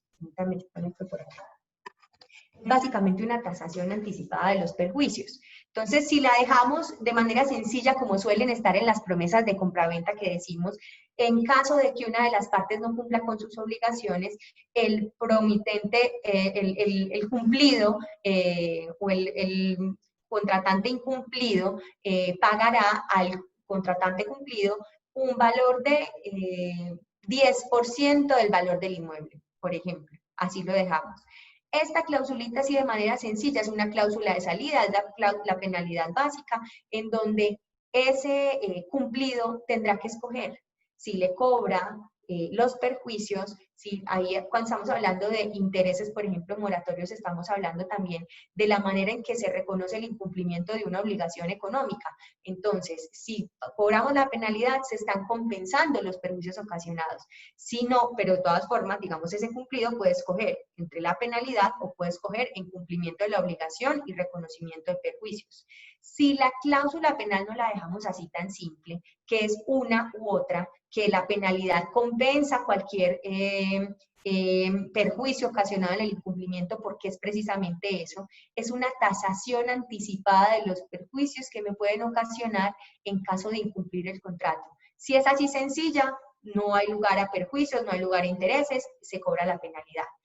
Si lo que dejamos entonces es una cláusula sancionatoria, debe expresamente quedar así pactado y podemos hacerlo. Podemos decir entonces que el promitente incumplido pagará al promitente cumplido una cláusula, un valor a título, una suma a título de penalidad de 10% del valor del inmueble, que no obstante, esto sin perjuicio sin perjuicio de que pueda reclamar todos los perjuicios ocasionados y exigir, o podemos poner ahí un puntito y decimos, el cobro de la cláusula penal no extingue la obligación. Si dejamos una clausulita así, y miren cómo tiene que ser expresamente pactado cada punto, porque el Código Civil entiende que el cumplido, ese acreedor, en este caso de ese contrato que le incumplieron, tiene que escoger o la pena, dice, no puede reclamar a su vez la penalidad y los perjuicios, salvo que expresamente se pacte así. Eso es lo que nos dice la norma. Entonces, de entrada, lo que entendemos es que la cláusula penal compensa los perjuicios, salvo que expresamente lo pactemos así. Maribel Romero pregunta, hola Maribel, para vender un inmueble y hay sucesión a los padres, nuevos propietarios y además hay usufructo de otra persona, ¿quién firma la promesa y la escritura?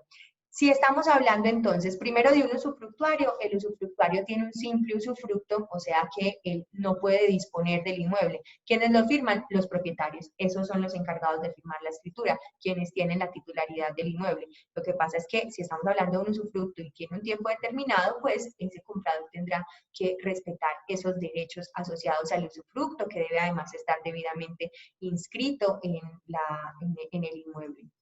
Dorita González, buenos días. ¿Qué pasa si fuimos a la notaría y una de las partes incumplió?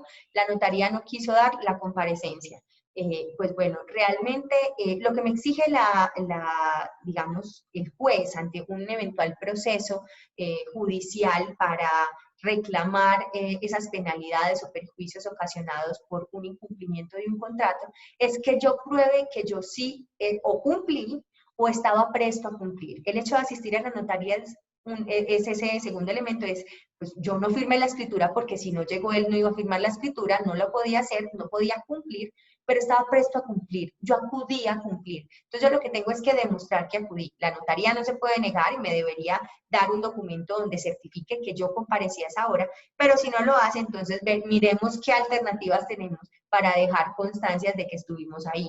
Entonces, o buscamos unos testigos o tomamos algunas fotos. Realmente lo que me exige entonces es el proceso o el juez es que demuestre que yo sí estaba presto a cumplir. Entonces es cómo podemos dejar constancia de esa comparecencia a la notaría, va a ser lo importante. Y pues no está de más también hay una reclamacióncita, no sé, un derecho de petición o como véale constancia de que usted no me está permitiendo, entregando la comparecencia y pues de pronto ahí vemos cómo nos pueden ayudar en la Superintendencia de Notariado y Registro porque esto definitivamente es un incumplimiento de las obligaciones del notario.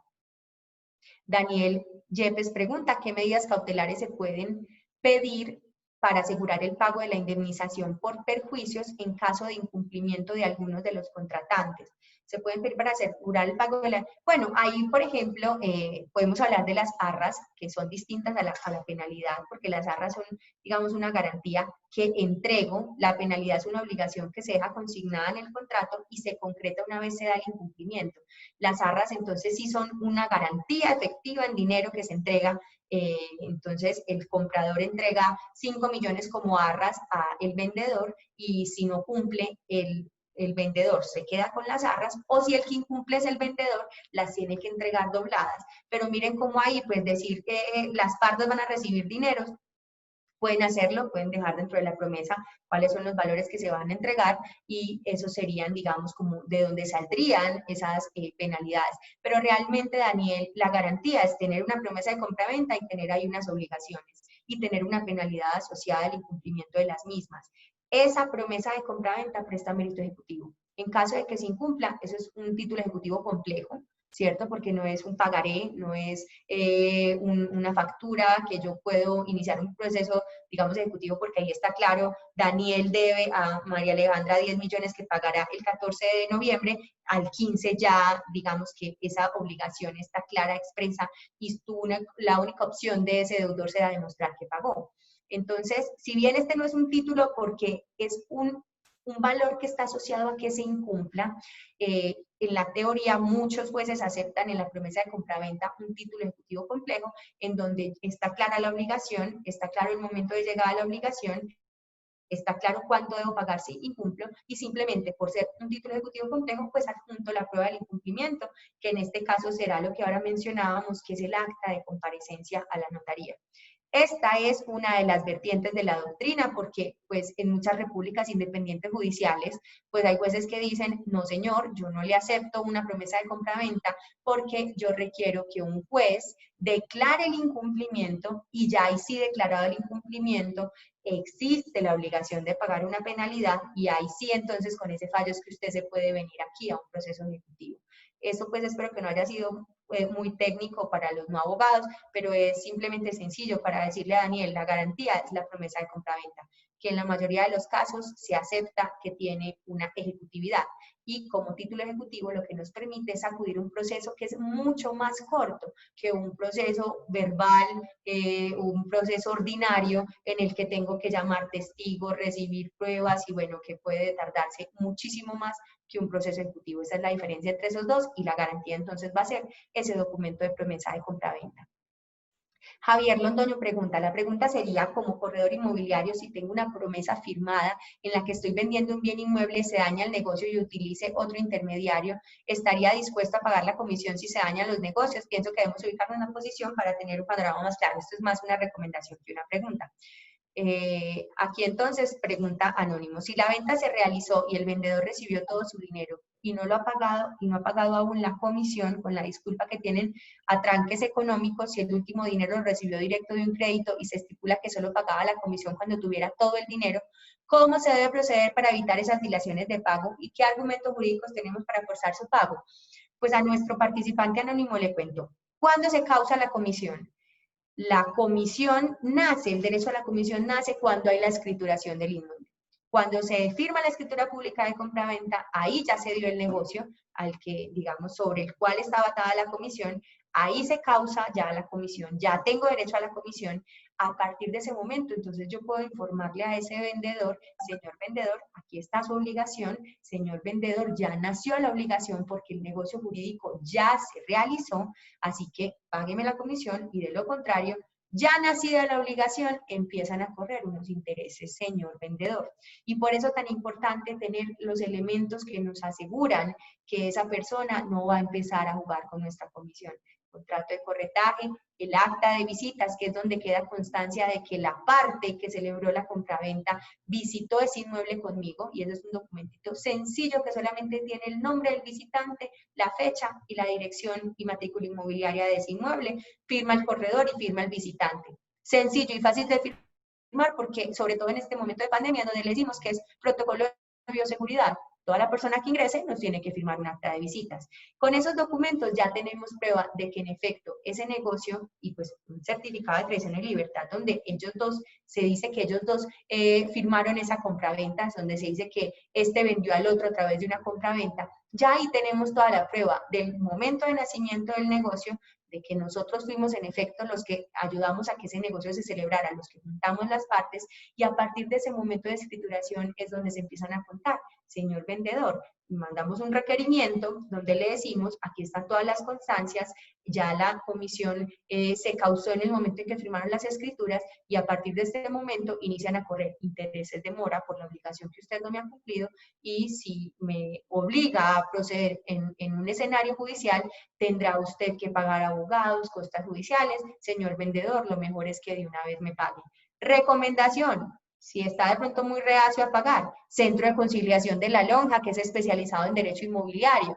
Ahí dirimen esos asuntos. Con esos documentos, facilito, uno de nuestros conciliadores le ayuda a que ese vendedor pague y cumpla con su obligación. Lucía pregunta, bueno, no, aquí no está. Buenos días, cuando el inmueble está con patrimonio de familia y fallece el titular, ¿quién asume los pagos de la administración? Pues ahí digamos que el patrimonio de familia es más una protección por parte de ese titular del inmueble para lo que se dice que es proteger un patrimonio con el que va a sostener a la familia, pero fallecido de los cónyuges también se cancela ese patrimonio de familia, entonces digamos que no es importante el tema del patrimonio de familia como una protección para la familia, sino que ahí lo que se tiene que decir es quién asume los pagos de administración, pues el titular del inmueble, el heredero, el que queda con el inmueble. Y como dijimos, las obligaciones están garantizadas por el inmueble. Si quien queda con el inmueble adjudicado no cumple con sus obligaciones, se puede demandar ejecutivamente y se puede embargar el inmueble y se puede rematar el inmueble para pagar las cuotas de administración. Entonces, por aquí, el promitente comprador puede poner la siguiente cláusula en la promesa. En caso de incumplimiento del futuro comprador, desde el día siguiente al incumplimiento está obligado al pago de un canon de arrendamiento de tanto dinero ajustado anualmente con el IPC. Eso podría ser una penalidad una penalidad de arrendamiento mientras se restituye. Adicional a la penalidad del 10% del valor del inmueble, se determina entonces un reconocimiento económico, puede ser a título de arrendamiento, por el hecho de tener en su poder el inmueble. Perfectamente posible, pues mira muy bien cómo lo determinas para que se entienda que es adicional a la penalidad y que es un reconocimiento por esa posesión, digamos, pues o por tener de manera material el inmueble en su uso.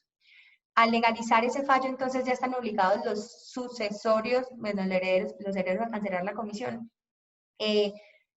Si al final se lleva a cabo el proceso de sucesión, se adjudica el inmueble y en cabeza de esa persona que se adjudicó el inmueble se da la compraventa, en efecto, la gestión llevada a cabo por el corredor fue la que llevó a que ese negocio se realizara, porque es que esta persona que está celebrando el negocio es heredero de la persona que yo junté.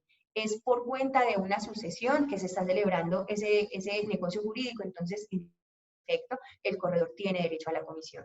¿Basta colocar la palabra herederos o debemos colocar nombres completos de herederos con documento de identidad en la promesa? Se puede dejar la palabra herederos porque pues muchas veces no tenemos claro quiénes son, sino hasta el momento en que se inicia la sucesión y aparecen los que realmente son. Ana María Vélez, basta colocar, bueno, esto ya... Si el inmueble está a nombre de dos promitentes vendedores, ya estamos lográndolo. No pensé que lo iba a lograr con tantas preguntas. Si el inmueble está a nombre de dos promitentes vendedores y uno de ellos fallece, pero en la herencia no está dicha persona y los herederos deciden no vender, que uno de ellos fallece, pero en la herencia no está dicha persona. No entiendo la pregunta, Juan David, pero creo que ya contestamos lo que sucedía si fallece uno de los herederos. Él es uno de los promitentes vendedores, que si era promitente vendedor era porque tenía entonces un porcentaje de titularidad en ese inmueble. Para poder disponer de esa parte, para firmar las escrituras, tienen que estar, digamos, todos sus propietarios. Ahí entonces serán los herederos de esa persona por ese porcentaje, por esa parte, los que tendrán que proceder, a quien se le adjudique entonces esa porción del derecho de titularidad mejor sobre ese inmueble. María Eugenia, ¿es posible un modelo con todos los requisitos del contrato? Pues realmente lo que nosotros siempre les hemos dicho, nosotros tenemos modelos de contratos de corretaje y tenemos modelos de acta de visitas. Eso se los compartimos a ustedes todo el tiempo, nos los pueden solicitar en un correíto, no hay problema, y de hecho creo que en la zona de afiliados van a encontrar esos modelos. De esos tenemos modelos. De la promesa de compraventa no tenemos modelos y de pronto si alguien nos pide, pues les facilitamos algún modelo general que no es oficial de la lonja. ¿Y por qué lo hacemos? Porque, como decía al principio, la promesa de compraventa atiende a la particularidad de cada negocio. Nosotros no podemos decirles, este es el formato y con esto estése tranquilo, que esto tiene todo lo que debe tener. No, porque es que cada cláusula dependerá de cuáles son entonces los elementos de esa negociación que estamos llevando a cabo. Y por eso es que no tenemos modelos generales que nosotros les ofrezcamos. No va a ser distinto al modelo que ustedes encuentren en Google poniendo modelo de promesa de compra-venta. No va a ser distinto, es algo muy básico y muy general, sobre el que además no nos comprometemos porque la recomendación y la premisa de nosotros siempre ha sido, la promesa no es por modelo, la promesa es específica a cada negociación. La promesa simplemente tengan en cuenta que conste por escrito que el contrato, el que se obliga, digamos, sea legal y la persona sea capaz para suscribir ese contrato y que se determine de tal suerte la condición, los elementos, que solamente falte ir a la notaría y firmar. Eso es lo que ustedes deben tener en cuenta. Ahí en lo que muchas veces nos equivocamos es en definir la obligación, en que dejamos de pronto abierta la condición, en que no hay una fecha cierta, en que hay incertidumbre en cuándo tenemos que cumplir. Ese es el error más común y eso es como lo que debemos tener en cuenta. Pero la promesa en general tiene que atender esa negociación particular y es la razón por la que nosotros no les enviamos formatos de promesa de compraventa, sino que les damos las recomendaciones de qué incluir y debe llevarse a cabo de acuerdo a cada negociación particular.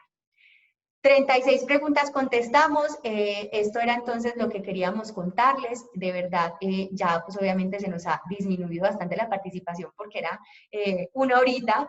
Entonces, siempre nos pasamos un poquito, pero muchísimas gracias a todas las preguntas que hicieron. Esto lo hace mucho más dinámico. Esto hace que el tema vaya específicamente a lo que de verdad ustedes están preguntando. Entonces, nos vemos en una próxima ocasión dentro de unos días, unos 15 días, unos 3 semanitas. Gracias, Isabel, tú tan linda como siempre. Y dentro de unos días, unos 15 días, vamos a tener otra conferencia. Los aprovecho pues para invitarlos de una vez. Queremos pues retomar estas capacitaciones con ustedes. Vamos a tratar con ustedes el tema de la publicidad a través de redes sociales, hoy tan importante para todos.